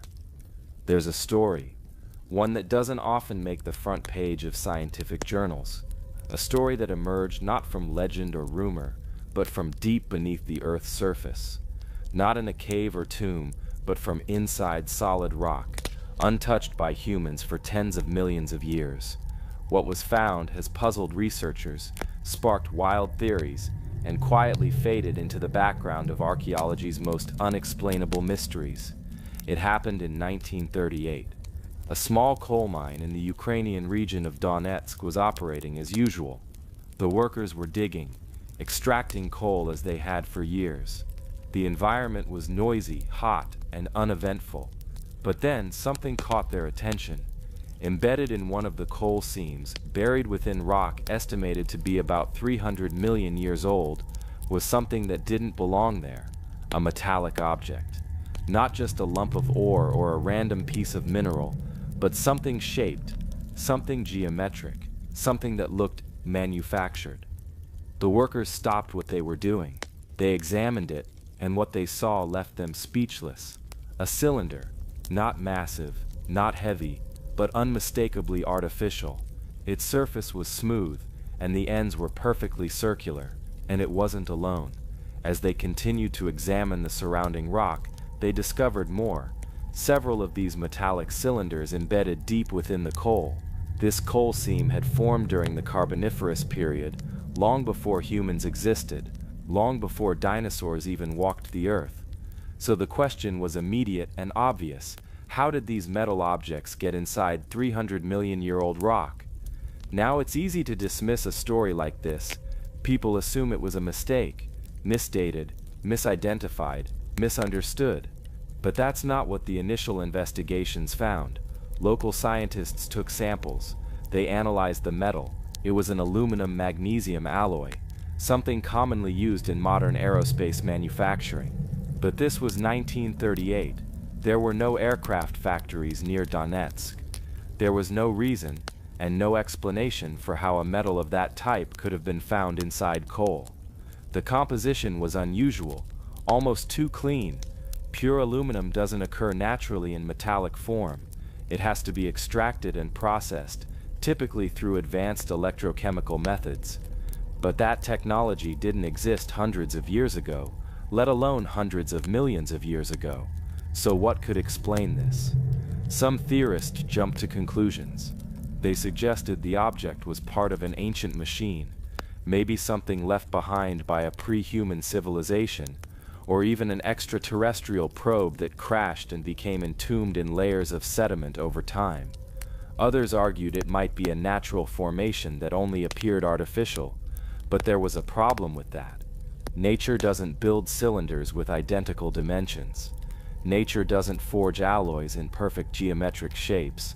There's no lava flow, no mineral deposit, no tectonic process known that can replicate precision engineering. And yet this object seemed to check all the boxes of intentional manufacture. Over time, the object became known in fringe archaeology circles as the underground machine. The story would resurface occasionally, especially when similar finds were reported elsewhere, like the mysterious spheres found in South Africa, also embedded in ancient rock and made of nickel steel, or the iron hammer found in Texas inside Cretaceous stone. All of these discoveries suggest one thing: someone or something was shaping metal long before humanity's timeline says it's possible. Of course, mainstream science avoids these conclusions. It's easier to assume contamination, misinterpretation, or outright hoax. But what makes the Donetsk find harder to ignore is the sheer depth of the coal seam. It hadn't been disturbed. The object wasn't lying on top of the coal, it was embedded within it. Solid rock had to be broken to retrieve it. Even if the dating were off by a few million years, the problem remains.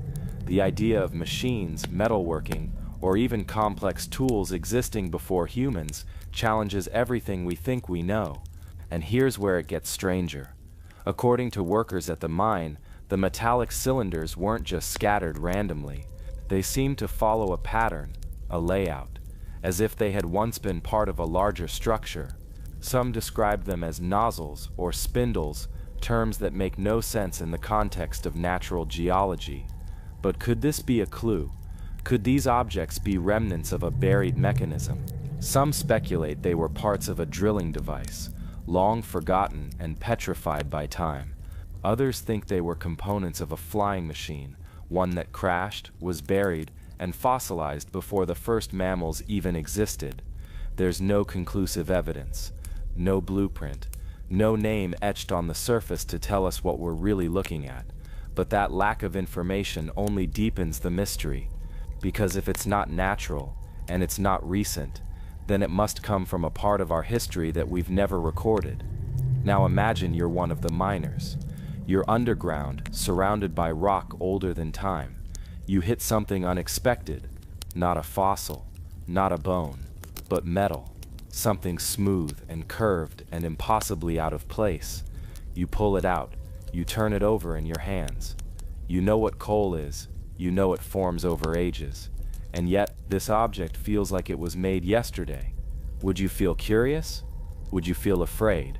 The story didn't make international headlines. It didn't inspire a global investigation. It was noted, studied quietly, and then archived. Another mystery filed away, where it wouldn't disrupt the accepted timeline. But it exists, and there are more like it. Around the world, similar finds have been reported and forgotten. Small pieces of a puzzle that no one seems ready to solve. Ancient metal spheres, perfectly balanced, tools that predate civilizations. Impressions of gear-like shapes in fossilized rock, all pointing toward one unsettling possibility. That human history isn't the first, that we may be the latest in a series of intelligent life to rise and fall, each time leaving behind traces buried just deep enough to be dismissed.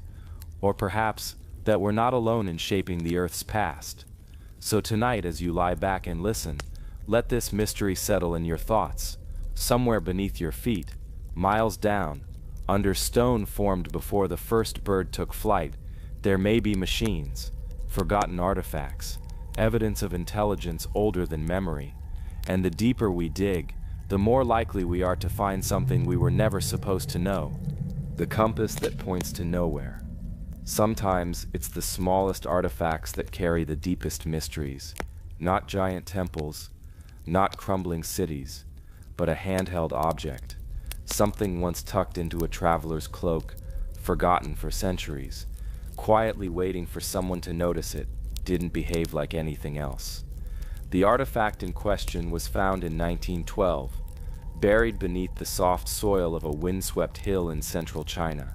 It wasn't large, only the size of a human palm. At first glance it looked like a compass, the kind ancient traders or navigators might have carried centuries ago. A simple metal dial, a thin needle, a worn brass case. But the more researchers studied it, the stranger it became. It didn't point north. That was the first surprise. The needle didn't align with the Earth's magnetic field. Instead, it pointed slightly southeast, toward a specific point deep within the Tibetan Plateau. Geologists ruled out magnetic anomalies in the area. The surrounding stones held no unusual mineral content. There was no interference, but the compass refused to behave like a compass should. It wasn't broken, it was consistent. Every test, every rotation, every attempt to reset it only confirmed the same result. It was built to point somewhere else. At first, this seemed like a mistake. Maybe the builders didn't understand magnetism. Maybe it was ceremonial, symbolic, decorative. But then someone noticed something odd about the casing itself. Inside the lid, almost invisible beneath layers of corrosion, was a carved symbol, a star inside a circle. Beneath it, tiny markings that resembled coordinates, but they weren't written in any known script. Not Chinese, not Tibetan, not Sanskrit. The characters didn't match any known alphabet from the region. A linguist from Kyoto University later realized the markings had a mathematical pattern, something closer to binary code than traditional language. The same sequence repeated every 18 characters. Not a message, a location, or maybe a frequency. That was the second clue. The third came from where the compass had been found. The nearby ruins, mostly buried now, were once part of an ancient trade stop along a forgotten branch of the Silk Road. Traders passed through, but few settled. It wasn't a major city, not a capital, but records show that for over 300 years, pilgrims and monks came here to rest on their way to a place they never wrote down. The destination was always left blank. It was as if they were going somewhere they didn't want others to follow. And then came the strangest part. When modern survey teams visited the exact location the compass pointed to, roughly 900 kilometers west, buried within a barren ridge near the Himalayan foothills, they found what they described as a silence that felt artificial. No birds, no wind, no insects, just stillness. And beneath that stillness, a deep, persistent hum, barely audible, not mechanical, not geological, a frequency just below human hearing, but still felt like standing beside a huge machine you can't see. They found no buildings, no ruins, only oddly shaped stones arranged in a circle, as if someone had long ago marked this place for a reason. The soil samples showed signs of extreme heat at some point in the distant past. The rocks themselves had unusual magnetic properties, but the source of the hum was never identified. To this day, no one has explained why the compass points to that place, or who made it. One theory suggests it wasn't meant for navigation, but for memory. Think of it like this. What if someone in the distant past knew that the Earth's magnetic field shifts slowly over time? What if they encoded that knowledge into an object, not just to tell direction, but to mark a moment in the future, a magnetic timestamp, waiting to sync with the planet's changes, waiting until it finally aligned with now? Another theory is more unsettling. Some researchers believe the compass points not to a location, but to a device, something buried deep below that Tibetan ridge, something dormant, hidden, still emitting some kind of signal after all these centuries, a signal that maybe someone or something used to follow. The Chinese government eventually sealed off the site. No official explanation was given. Satellite imagery of the area became harder to obtain, and the compass itself, it quietly disappeared into a museum archive, not on display, not in any catalog, just gone. But the legend didn't stop there. Copies of the artifact, sketched and photographed before it vanished, have been circulated among independent researchers. Some believe the original design resembles ancient navigation tools found in both Mesopotamia and pre-Columbian South America, cultures that weren't supposed to know each other. Somehow, separated by oceans, they seem to share an idea that direction wasn't just about geography, but something more, something cosmic. Even today, there are whispers in certain monasteries that speak of a silent hill that holds the sky's echo. No one knows what it means, but the stories keep pointing back to that same region, that same strange stillness. Some nights when the air is clear and the wind is low, climbers near the ridge claim they can still feel that hum, like a low vibration running through the bones of the earth, a reminder that something is there, waiting, still powered by something long forgotten. So what is the compass? A broken tool? A ritual object? A message from an ancient civilization, more advanced than we're ready to admit? Or is it something else entirely, a signal left behind for whoever came next? We may never know, but one thing is certain: the moment you hold that compass, even a replica, and watch its needle shift away from north, it changes something. Because deep down, you realize it's not the Earth that's lost its way, it's us, the sealed door. No one can open. In southern India, tucked deep within the grounds of an ancient temple complex that has stood for more than 1,000 years, there is a door. A large, weathered archway sealed completely shut. No hinges, no handles, just thick granite carved with serpent-like patterns, and a symbol of something no one's quite been able to interpret. The locals call it padlocked by the gods. And to this day, despite modern technology, pressure tools, and even government-backed studies, no one has been able to open it. You'll find this doorway in the Shripad Manafaswamy temple in Kerala, India. The temple itself is one of the most sacred and wealthiest religious sites in the world. Built in the Dravidian style, it is adorned with towering gopurams and intricate carvings that depict scenes from ancient Hindu scriptures.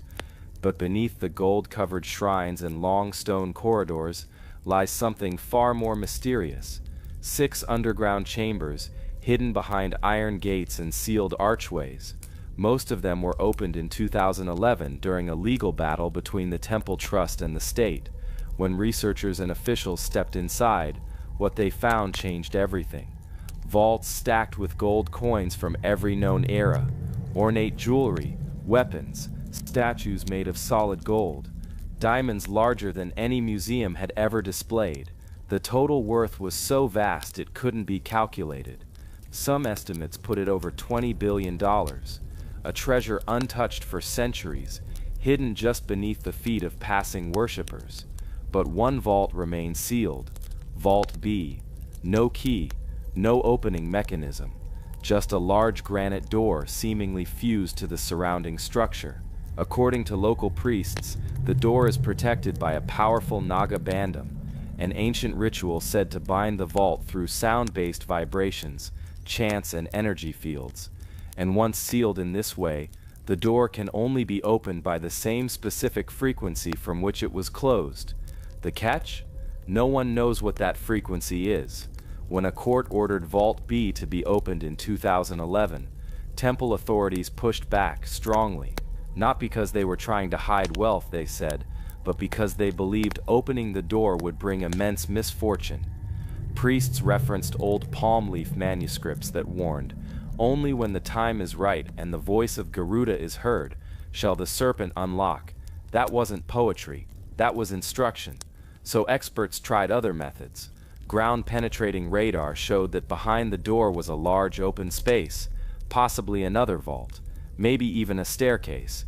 But the door refused to budge. Not to thermal cutting tools, not to drills, not to vibrations. And even when the Indian Supreme Court allowed partial inspections, Vault B remained untouched. One of the most advanced nations on Earth could not move a slab of stone from a structure over 1,000 years old. And so people began asking, what exactly is behind that door? Some believe it's simply more treasure, hidden away during times of war. Others think it's something much older, something not meant for the public. Some legends go further. According to certain local traditions, the temple was not originally built as a place of worship. It was built as a containment structure, a place to bury or hold a celestial object, something that fell from the sky, something that the sages of the time believed could only be sealed away, never destroyed. The serpent carvings on the vault aren't decorative, they're protective. In Indian tradition, Nagas are not just snakes, they are guardians of deep knowledge, underground wisdom, and dangerous power. There are even stories of people, long ago, attempting to open the vault by force. They died within days, not of curses, but of sudden, unexplained illnesses, their skin pale, their nerves failing, as if they had come into contact with something far beyond their biology's ability to handle. Scientists, of course, are skeptical of these accounts. They suggest maybe there's radioactive material sealed inside, or that ancient societies used primitive chemical traps, poison gas, mercury chambers, or pressure-based systems that would release deadly substances if breached. But if that were the case, wouldn't that show up in the scans? It didn't. There's something else, something modern archaeology still hasn't answered. The exact alignment of the temple, Sri Padmanabha Swami, isn't built randomly. It's positioned at a very specific angle to a star cluster that no longer rises directly above that location. When the temple was built, it aligned perfectly with Antares, a bright red star associated with serpents and guardianship in many ancient cultures, from India to Babylon to Mesoamerica. But over time, due to the Earth's axial precession, the star shifted, and some scholars believe the vault can only be opened once the alignment returns, a moment that may be centuries, if not thousands of years away. Until then, Vault B sits in silence, waiting. Visitors still come to the temple. Some walk the outer perimeter, peeking past the gates toward that sealed arch. Others pause just long enough to wonder what kind of knowledge or warning might be trapped behind that door. But no one tries to open it anymore. Even the government has backed off, because maybe, just maybe, there are some places humans are not meant to enter yet. Maybe we are being asked to wait until we understand more, until we listen better, until we stop looking for treasure and start asking why it was hidden in the first place. So when you hear that there's a door in India no one can open, not for lack of trying but for something deeper, it might not be just about locks or tools or chance. It might be about timing, because what's behind that door was never meant for now. The Whispering Stones of Nakasendo. There's a trail in Japan that once linked Kyoto to Tokyo. then called Edo. It was known as the Nakasendo, meaning the central mountain route. Unlike the coastal Tokaido Road, Nakasendo carved its way through the rugged, mist-wrapped Japanese Alps. Even today, much of this ancient trail remains untouched by modernity. Moss creeps across the cobbled paths, and tiny post towns, many over 400 years old, still cradle secrets in the folds of their wooden shutters. But nestled deep in a rarely trekked forest section of the trail, past Magome and into the older, quieter districts, travelers and researchers have stumbled upon something unnerving. Scattered in groups, sometimes as if purposefully arranged, lie small stones, not just natural stones, but smooth-shaped ones, no larger than a clenched fist, resting on moss beds or leaning against tree roots. And if you're quiet, truly still, alone and without movement, something strange begins to happen. The stones whisper. Many have described it as faint voices, too soft to comprehend but unmistakably vocal. Others hear flutes. Some report gentle humming, always low, always nearby, yet always without an obvious source. The Japanese call them sasayaki ishi, or whispering stones. No signs point to them, no placards mark them as historical, and yet they've been there for as long as the locals can remember, and possibly long before. A Kyoto-based historian, Kenta Maruyama, has collected accounts dating back to the early Edo period. In a travel journal from 1657, a merchant described how his companion became entranced by ghost voices in the woods and wandered off the path, only to be found later muttering nonsense with a stone in his hand. In 1723, a monk wrote of stones that remember, stating that when he sat in silence he could hear prayers echoing from generations past. He claimed the stones were repositories of spiritual residue, memories locked in matter. Modern scientists, curious but skeptical, visited the site with equipment. Infrasound was one explanation, low-frequency sound below the range of human hearing that can cause feelings of unease, but the equipment picked up no such frequencies. Others proposed water trickling through the rocks beneath the surface.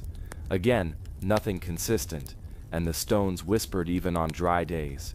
One professor from Tokyo University brought in a geologist who confirmed that the stones were not native to the area. Some seemed volcanic in origin. Others appeared to be quartz-based. The oddity, there are no known sources for those specific types of rock in the surrounding mountains. So how did they get there? Some researchers believe they were brought intentionally, perhaps as part of a forgotten ritual. One local legend says that during the days of the samurai, families would speak their worries into a stone and leave it on the path as an offering to the spirits who protected travelers. Another version tells of a monk who imbued the stones with mantras to ward off evil spirits. Over time, those prayers became trapped, echoes bouncing for eternity. What deepens the mystery is the behavior of the stones themselves. They move, not dramatically, not quickly, but visitors who've returned weeks apart report that the stones have shifted. A cluster on one side of the trail will appear reformed on the other. A stone balanced precariously on a tree root somehow sits neatly beside a moss patch days later. Wild animals? Earth tremors? Unlikely. The placement is too precise, too curated. Some experiments were even done with trail cameras, motion sensors triggered by any movement. In over a dozen cases, the stones changed positions without a single frame of footage showing it happening, as if whatever moved them didn't trigger the sensor or wasn't something our cameras could capture. But the strangest account comes from a writer who stayed overnight in the forest with permission. As dusk fell and the insects quieted, he began to hear the faint murmurs, not constant, just waves of soft sound like the breeze through reeds. He wrote that at one point it seemed like the voices were speaking to him, asking questions he couldn't fully hear but somehow understood.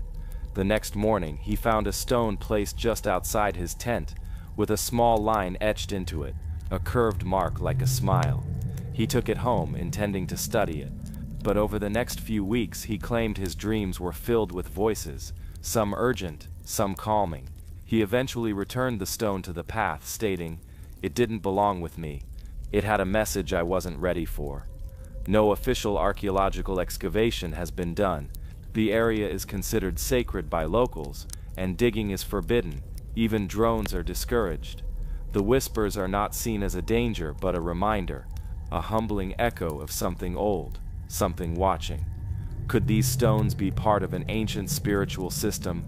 Are they holding emotional energy, like ancient recording devices carved by intention rather than technology? Or is the answer more geological, rooted in minerals and vibrations we don't yet understand? Whatever the case, the whispering stones of Nakasendo remain a phenomenon that defies both science and superstition, and perhaps that's what makes them so haunting, because they speak, not in ways we can record or explain, but in ways that reach something quieter within us, something primal. And so, if you ever find yourself walking a mist-covered trail in the Japanese mountains, and you hear a sound when there should be silence, don't be alarmed. You might have wandered near the stones that whisper, but listen closely. They may be whispering your name, the lost circles beneath the ice. Some places seem to hold their breath forever. Tucked beneath the silence of Antarctica's frozen sheet lies something so baffling, so quietly out of place, that most people still don't know it's even there, and maybe that's for the best.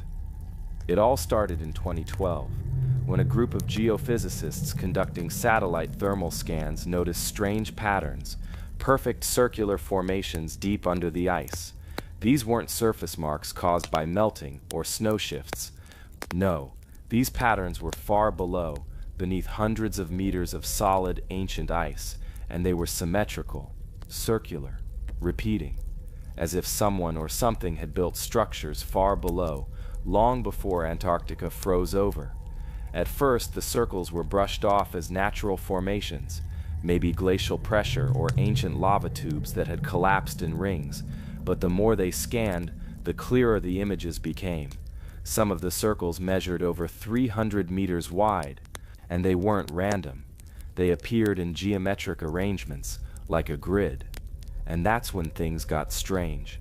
Several researchers, including Dr. Evan Hargrove from the University of Colorado, submitted papers suggesting that these could be the remnants of ancient man-made structures. The backlash was immediate. Colleagues dismissed it as science fiction. But Hargrove stood by his claims, stating that the thermal anomalies combined with magnetic readings suggested materials unlike typical geological formations, possibly even metals. The problem? No one could physically reach them. These circles lay beneath nearly 3,000 feet of ice in a region so remote, so inhospitable that even drones struggled to function in the bitter cold. But that didn't stop the speculation. Some linked the discovery to an old theory that Antarctica might have been ice-free just 10,000 to 12,000 years ago, a radical shift from mainstream timelines. If true, it would mean humans or some advanced civilization could have once lived there when the continent was green and habitable. Others went further. A few fringe researchers suggested the circles matched ancient layouts found in Sumerian ruins, or even Plato's description of Atlantis, concentric rings with radial paths, forming a kind of lost city blueprint. But these ideas were pushed to the margins of science, buried in the noise. Yet quietly, governments took notice. In 2016, a joint team from the US and New Zealand launched an unannounced mission to that very region. They used radar imaging, deep ice-penetrating sensors, and even a borehole drill, though none of the findings were ever publicly released. The official story was environmental research, but those familiar with the satellite data believed they were trying to get a closer look at what lay beneath those rings. Shortly after, a blanket ban was placed over that sector of the Antarctic Treaty Zone. Flights were no longer permitted to pass directly above it. Even scientific teams were quietly rerouted, and yet the circles remained there, unexplained, undisturbed, and colder than death. What makes it even more mysterious is that those same circular patterns, those buried rings, have started to show up elsewhere. In 2019, a scanning satellite over Greenland picked up similar formations under a layer of permafrost, again in perfect geometric repetition. This pattern now appears to stretch across ancient polar zones, from northern Canada to the buried edges of Siberia.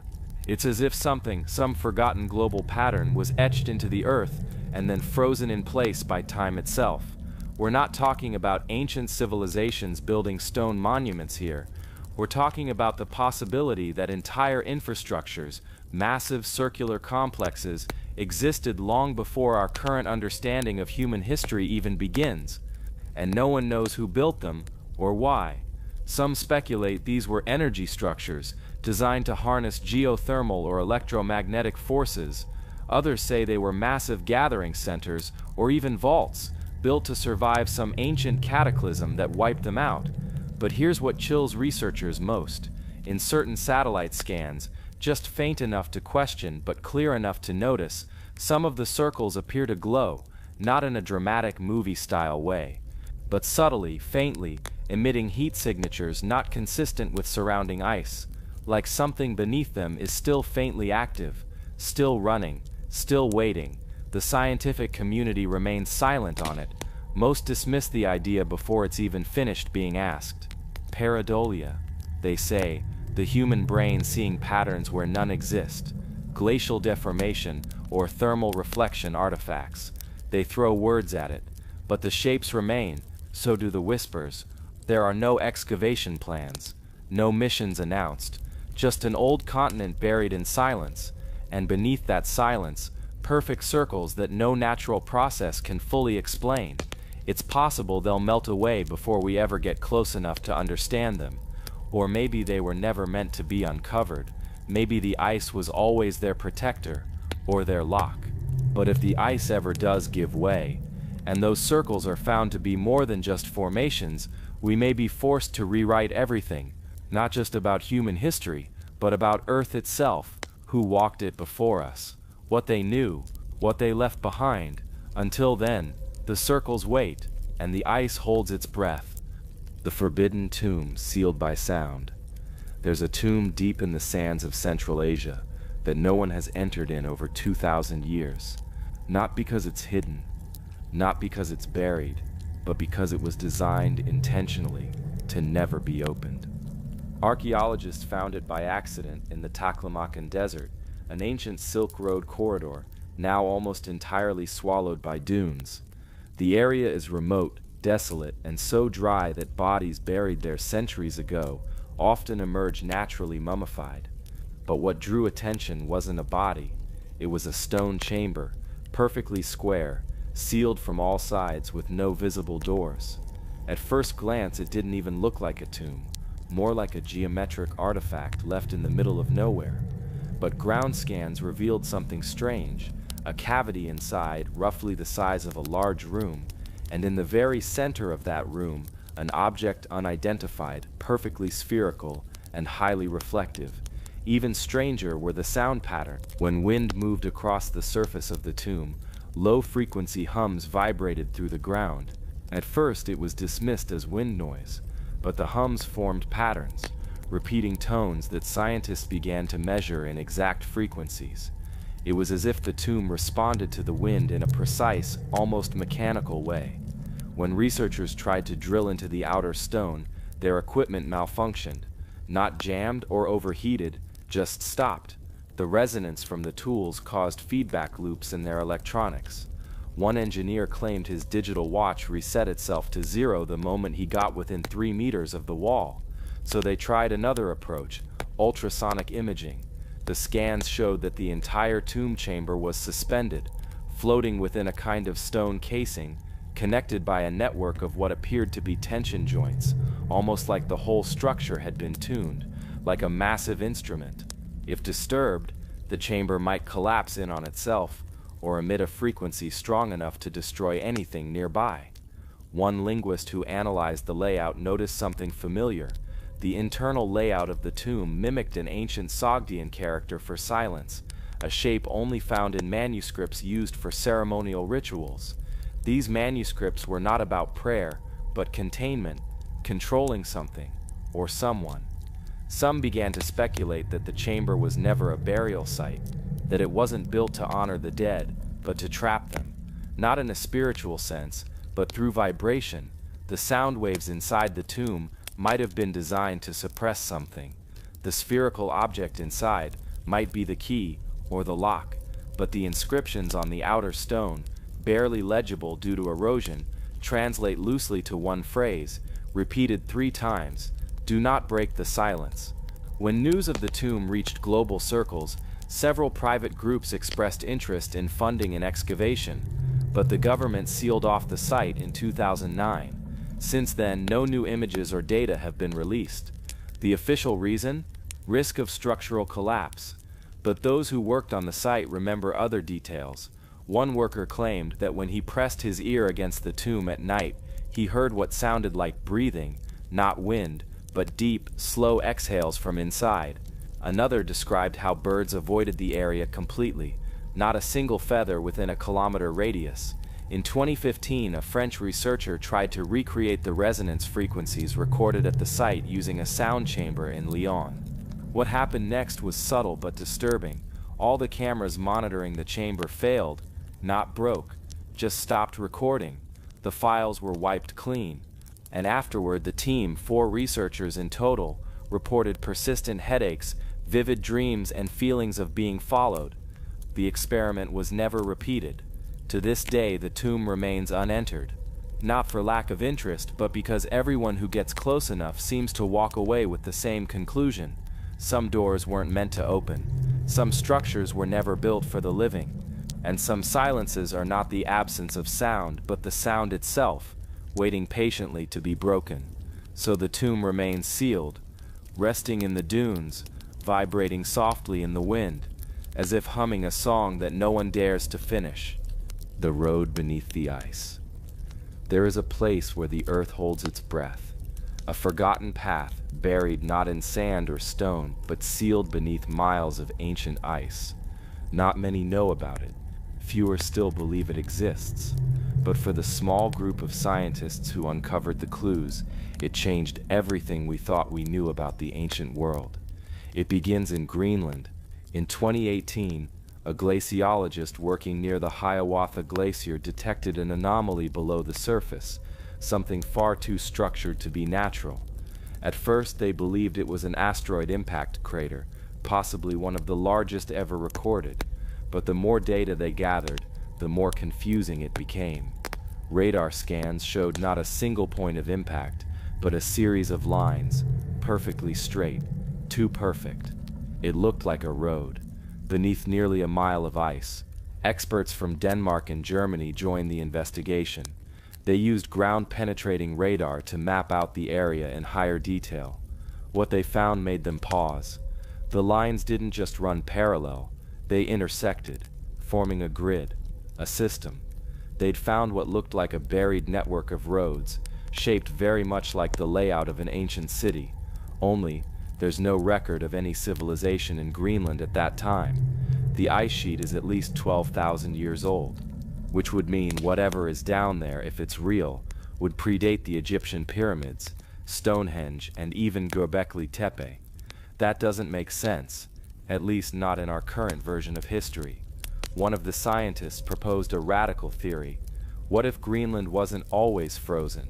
Geological records show the climate has shifted dramatically in the past. Some researchers now believe that parts of Greenland might have once been temperate, inhabitable, even lush. And if that's true, then maybe the people who lived there left something behind. But here's where it gets even stranger. A second team analyzing deep ice cores taken near the site discovered unusual particles trapped in the ancient ice, traces of carbon, bronze, and even microscopic fragments of glass, materials typically associated with human industry or advanced fire-based processes. But these layers were buried so deep that they dated back more than 13,000 years. These findings didn't match any known human civilization from that era. They tried to drill deeper, but machinery would fail near the same depth every time. Not freeze, not break, just stop. No explanation. The readings would glitch, GPS would fail, even compasses would drift off course. As if some force didn't want them to go further, rumors began to spread among the research teams. One engineer claimed he heard a low hum coming from the ground while working alone near the edge of the anomaly. A sound so low it felt more than heard. He described it as a kind of pulse, like the ice itself was alive, remembering something. When news of the site quietly leaked into academic circles, a few fringe historians proposed a startling hypothesis that we may be looking at remnants of a civilization that existed before the Younger Dryas, a period of sudden global cooling that began around 12,800 years ago. Some even dared to say it could be what's left of a lost chapter in humanity's story, a chapter wiped clean by cataclysm. The official reports, however, remain vague. The site is now classified under climate study. Access is heavily restricted. Satellite images have been scrubbed or altered to hide the grid patterns, and most public-facing papers refer to the anomaly only in passing, never discussing the possibility of structures. But one document, an internal briefing not meant for public release, described the formation beneath the glacier with 3 words: unnaturally geometric alignment. Since then, the area has remained untouched. No more drilling, no more studies. The last team left the site in 2021, and yet the anomaly is still there, beneath the ice, waiting. A road that leads to nowhere, or maybe to a place too old for memory, too strange for record, and too dangerous to explore. The lost oracle stone of Atri. There's a small town in Italy, often forgotten even by those who live nearby. It's called Atri, perched in the hills of the Abruzzo region. It's known today for its quiet charm and olive groves. But long before any of that, long before the Romans or the medieval walls, Atri was home to a legend about a stone that could speak, not in the way we understand speech, of course. It didn't shout, it didn't chant, but it answered. And what made it stranger, it was always right. The story begins not with a myth, but with a discovery. In 1998, a local construction team digging near the Cathedral of Santa Maria Assunta came across a buried chamber. It was small, sealed, and unusually dry. Inside, they found artifacts, clay tablets with inscriptions, remains of offerings, and most notably, a circular slab of black basalt stone, nearly 6 feet in diameter, smooth as glass. Etched into its surface were lines of unknown symbols, spirals, and what appeared to be constellations. At first it was dismissed. Many thought it might be a Roman sundial or some kind of religious altar. But when archaeologists arrived and carbon dated the surrounding materials, the dates didn't match up. The chamber had been built nearly 900 years before the Romans ever arrived. Sometime around 1300 BCE, that changed everything. The inscriptions baffled experts. They didn't match Latin, Greek, or even Etruscan. One linguist from the University of Florence noted that the writing resembled no known language, but seemed to follow a pattern, as if it was built for rhythm, or even spoken aloud. And when locals were asked, the old families of Atri spoke of a story, one rarely told anymore, about the Whispering Stone. According to legend, people would enter the chamber alone.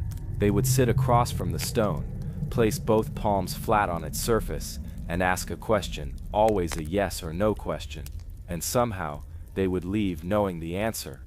The decision would appear in their minds like a thought that wasn't theirs. Travelers supposedly came from distant lands to ask the stone about war, about love, about birth and death. What makes this mystery more than just folklore is how meticulously the chamber was designed. The acoustics, for example, are uncanny. A whisper in one corner of the chamber carries perfectly to the opposite side. Tests done with modern microphones revealed something even more unsettling. Low-frequency hums, barely audible yet constant. Some speculated that the stone itself was carved to vibrate, possibly reacting to the human touch. One researcher, Dr. Amelia Rocca, who spent over a year studying the artifact, found that when pressure was applied, like the weight of 2 hands, very faint magnetic readings emerged. The readings weren't strong enough to be harmful, but they were precise. So precise, in fact, that they mirrored the Earth's magnetic field patterns during solstice alignments. Could it be that the stone answered by triggering subtle sensations in the human nervous system? It was speculative, but not impossible. The stone was eventually moved to a climate-controlled lab for preservation, but after being removed from its chamber, the responses stopped. Visitors who touched it no longer felt anything. No tingling, no visions, no thoughts. The mystery died in silence. But the chamber remains, and that's where things become even stranger. In 2020, a group of acoustic archaeologists used sound mapping technology to recreate what the room once sounded like in ancient times. They discovered that at specific frequencies, especially those generated by human voices in deep registers, the room produced standing wave patterns. These could create the sensation of being surrounded by sound, even when it came from a single point. The whispers, perhaps, were never voices at all, but natural echoes designed to feel alive. Was this an ancient oracle, a technological experiment, or a spiritual tool meant to mimic divine presence? No one knows for sure, but many now believe the lost oracle stone of Atri was more than ritual. It was intentional, a machine in the simplest ancient form, not built with wires or steel, but with sound, stone, and belief. The people of Atri don't talk about the stone much anymore. Most have never seen it, but every so often someone still leaves a candle near the chamber. And locals say, if you walk by late at night when the wind is still and the air is cold, you might hear something inside. A whisper, not loud, not clear, but there, something old, that never stopped answering. The city beneath the sand. Ubar, Atlantis of the desert. In the heart of the Arabian Peninsula, where the desert stretches endlessly and the wind moves the dunes like waves on the sea, there lies a silence so deep it feels ancient. This silence has hidden many things, but in one part of this vast emptiness, the sands once concealed something remarkable, a place spoken of for thousands of years, a city some believe to be a myth, swallowed by time. They called it Ubar, sometimes called the Atlantis of the sands. Ubar has been mentioned in old Arabic texts, and even in the Quran as Iram of the Pillars, a city of great wealth, ruled by a proud people who defied the heavens. Legend said it was destroyed in a single night, buried beneath the sands as punishment for its arrogance, but for generations, no one could prove it had ever existed.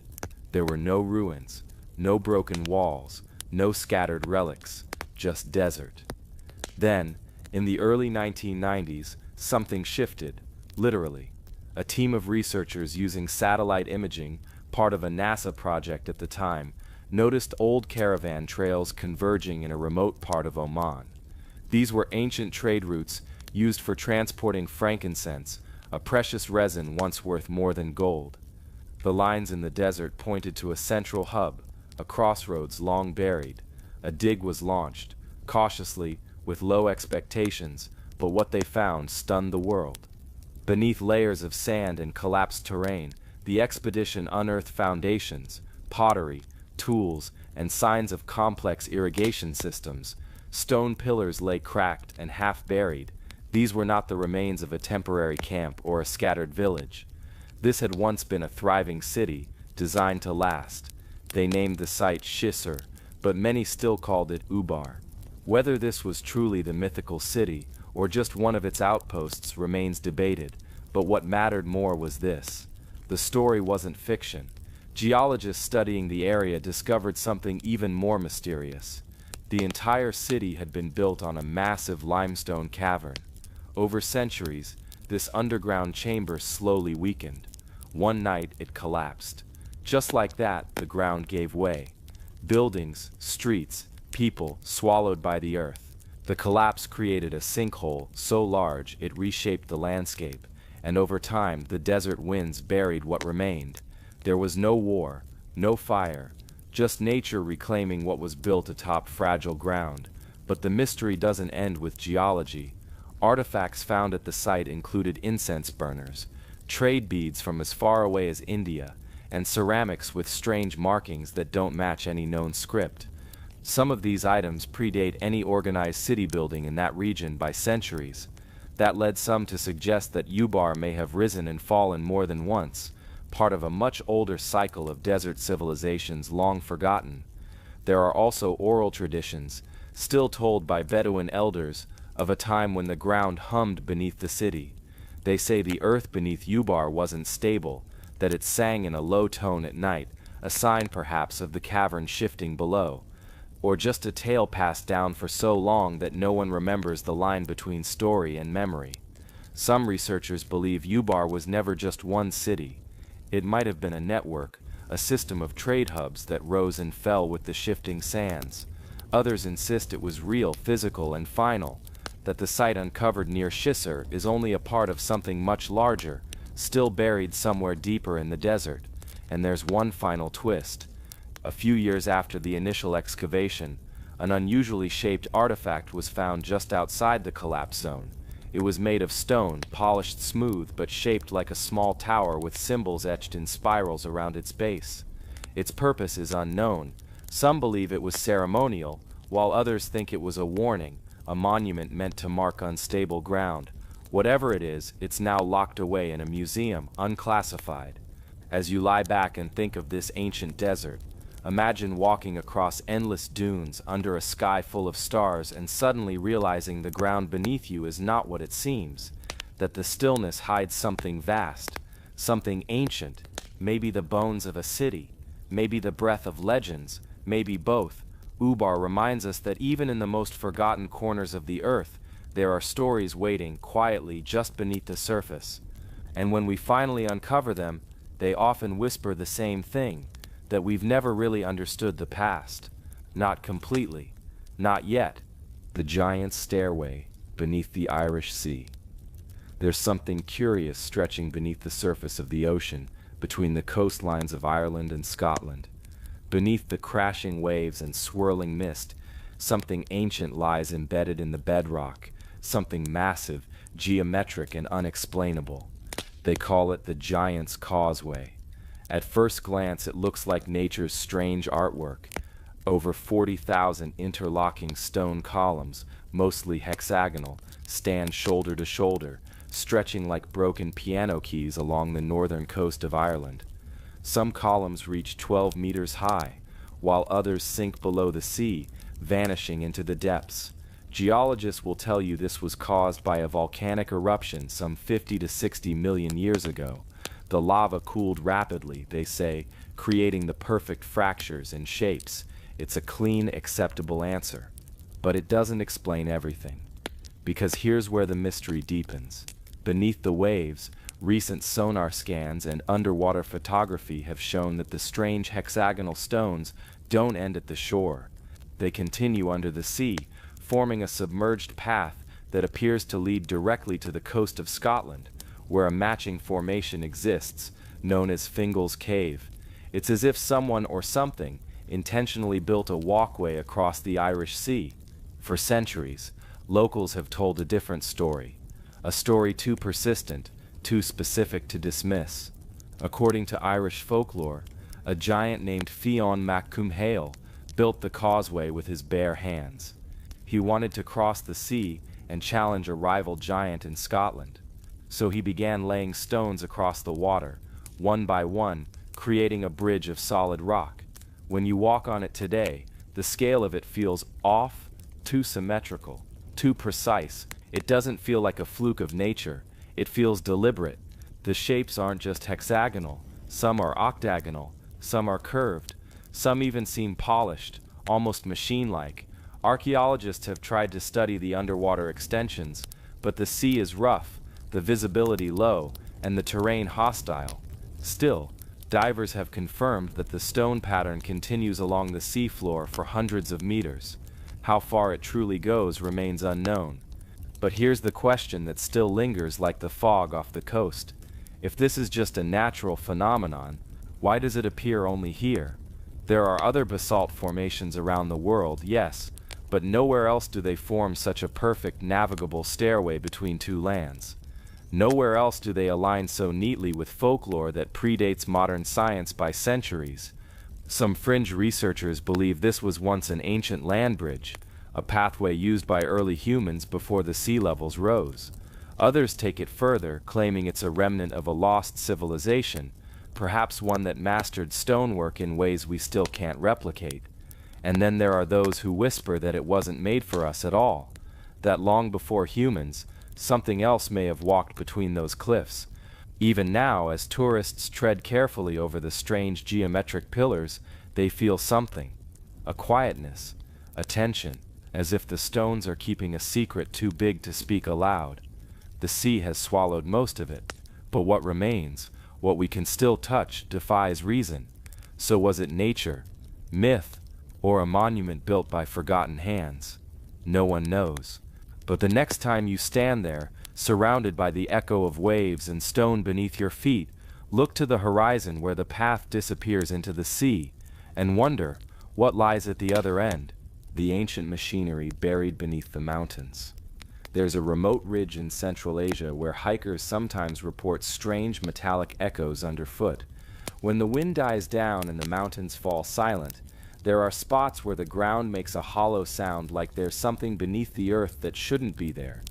Most people walk past it, but in 1998 a team of geologists testing soil density for mineral surveys stumbled onto something strange. They were looking for copper, but their seismic readings suggested something artificial, massive, symmetrical, and not made of rock. At first they thought it might be Cold War debris, maybe an abandoned military facility. But when they drilled a test shaft just a few meters down, the drill bit hit something it wasn't supposed to. Solid metal, not rusted, not jagged, smooth and oddly warm to the touch. It didn't match any industrial alloy. And the deeper they drilled, the stranger it became. They found rows, parallel patterns running horizontally through the rock strata, almost like pipes or rails. This wasn't built in the last century. It was buried beneath untouched rock layers that predated recorded history. The dig was quietly shut down. A week later, the team was pulled out. No official reason was given. Local officials said it was for environmental protection, but no one bought that. Rumors spread among geologists and independent researchers. Some said the structure extended for miles. Others believed it wasn't just one structure, but part of a larger system, a network of unknown technology, older than the Ice Age. And then it got weirder. A year later, a geologist from the original team published an anonymous paper. In it, he described what appeared to be a rotor-like assembly encased in quartz, a shape too symmetrical to be natural, with a curved outer housing, like some kind of ancient turbine. He claimed to have taken samples, but shortly after, his paper was scrubbed from online archives, and he stopped answering emails. To this day, there are no official records of what lies beneath that ridge, no follow-up expeditions, no public excavation. But every so often, hikers still stop there. They talk about a faint humming, or hearing deep vibrations, too low for the ears, but strong enough to feel in your bones. What if that mountain is hiding a machine? Not built by us, not even built for humans, just waiting, buried, forgotten, and the only reason we haven't found it yet is because we're not supposed to. The sealed vault beneath the forgotten monastery. There's a place in northern Europe, its location deliberately kept vague by those who study it, where a forgotten stone monastery once stood on a forested ridge, far from the modern world.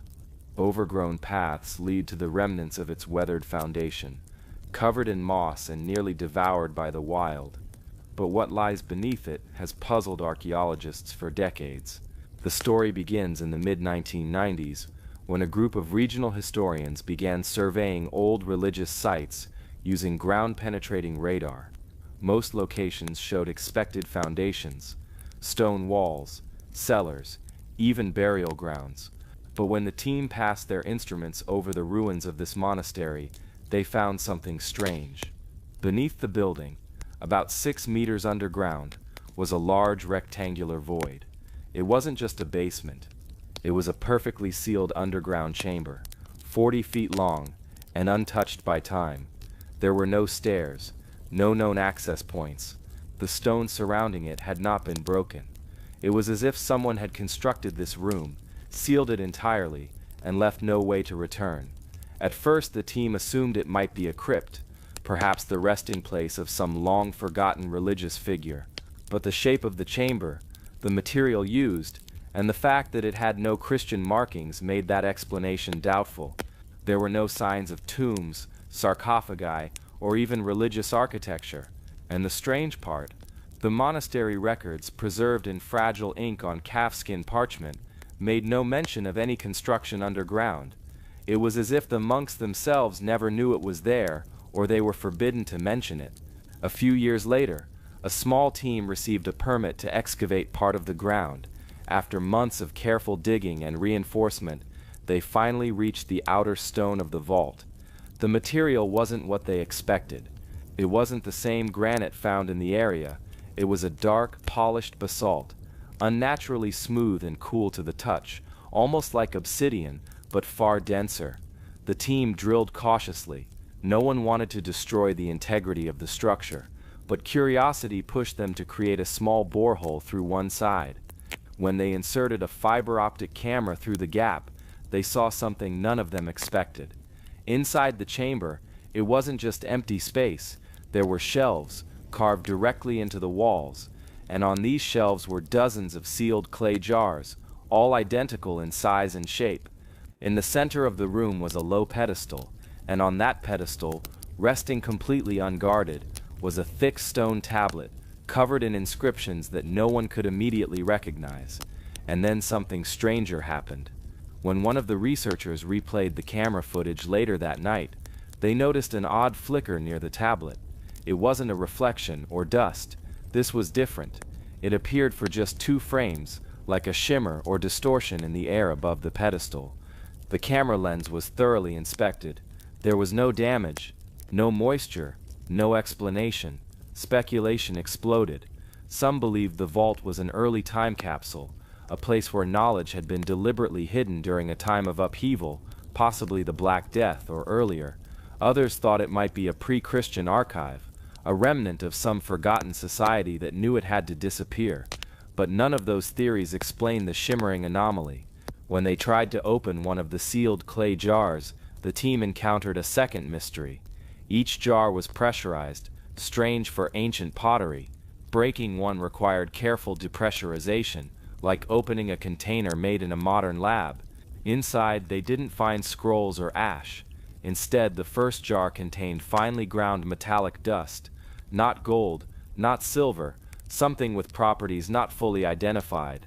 It had high magnetic resonance and traces of rare earth elements not common to that region. Then came the decision no one wanted to make, opening the chamber completely. Several senior archaeologists objected.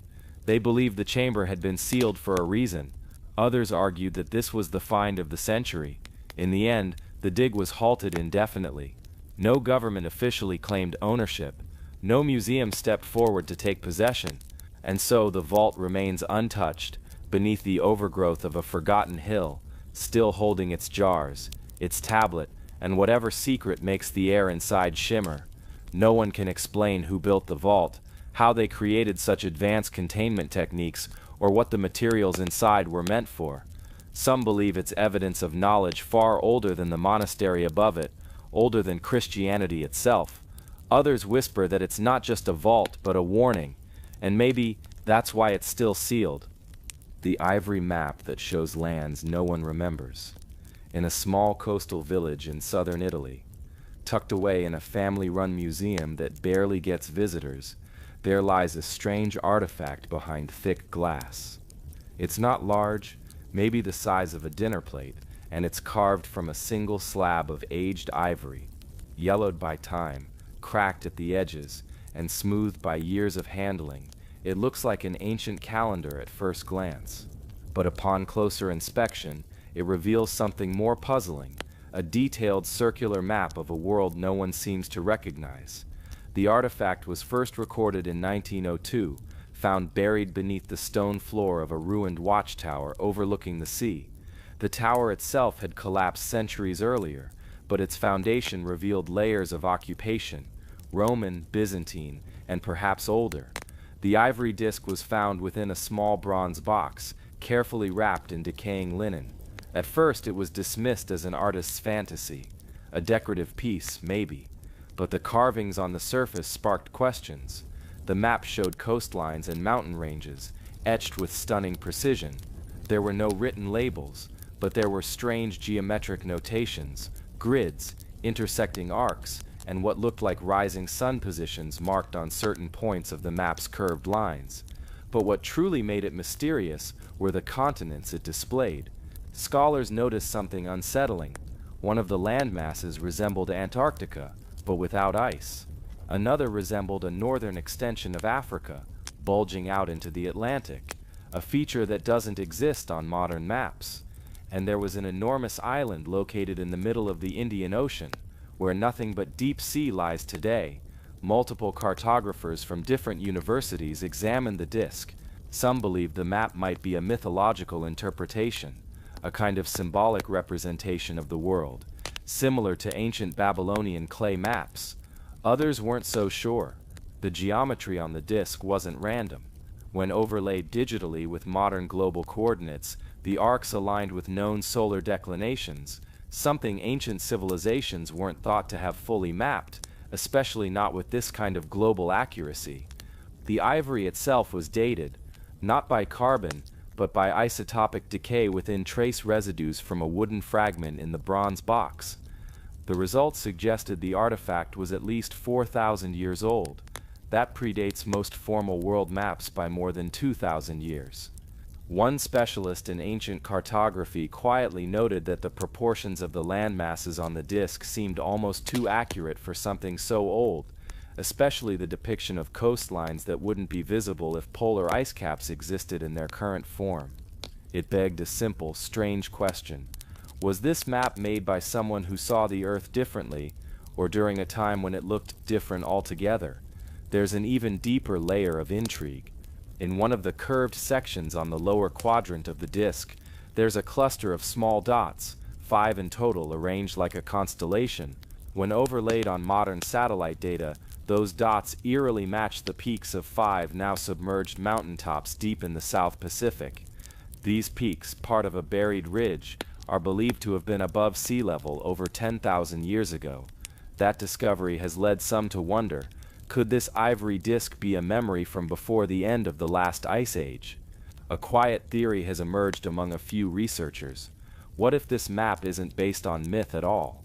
What if it's a snapshot from a civilization advanced enough to chart the seas, to understand the arc of the sun across seasons, and to encode that knowledge into a piece of art, or record, that survived the collapse of everything they knew? But if such a civilization existed, where are the remains? Why have no other maps like this been found? Could this be the last surviving piece from a people whose cities now lie drowned, their stories lost beneath rising seas and shifting tectonic plates? No one knows who carved the map. No one can decipher the full meaning of its geometry, and no other artifact like it has ever turned up despite decades of searching. The ivory disk now rests quietly in a display case, rarely noticed by visitors who assume it's just another relic among many. But to those who've studied it closely, it whispers of a forgotten world, a version of Earth we're no longer supposed to remember, and a time before our time. Maybe this isn't just a map of the world, maybe it's a memory waiting to be rediscovered.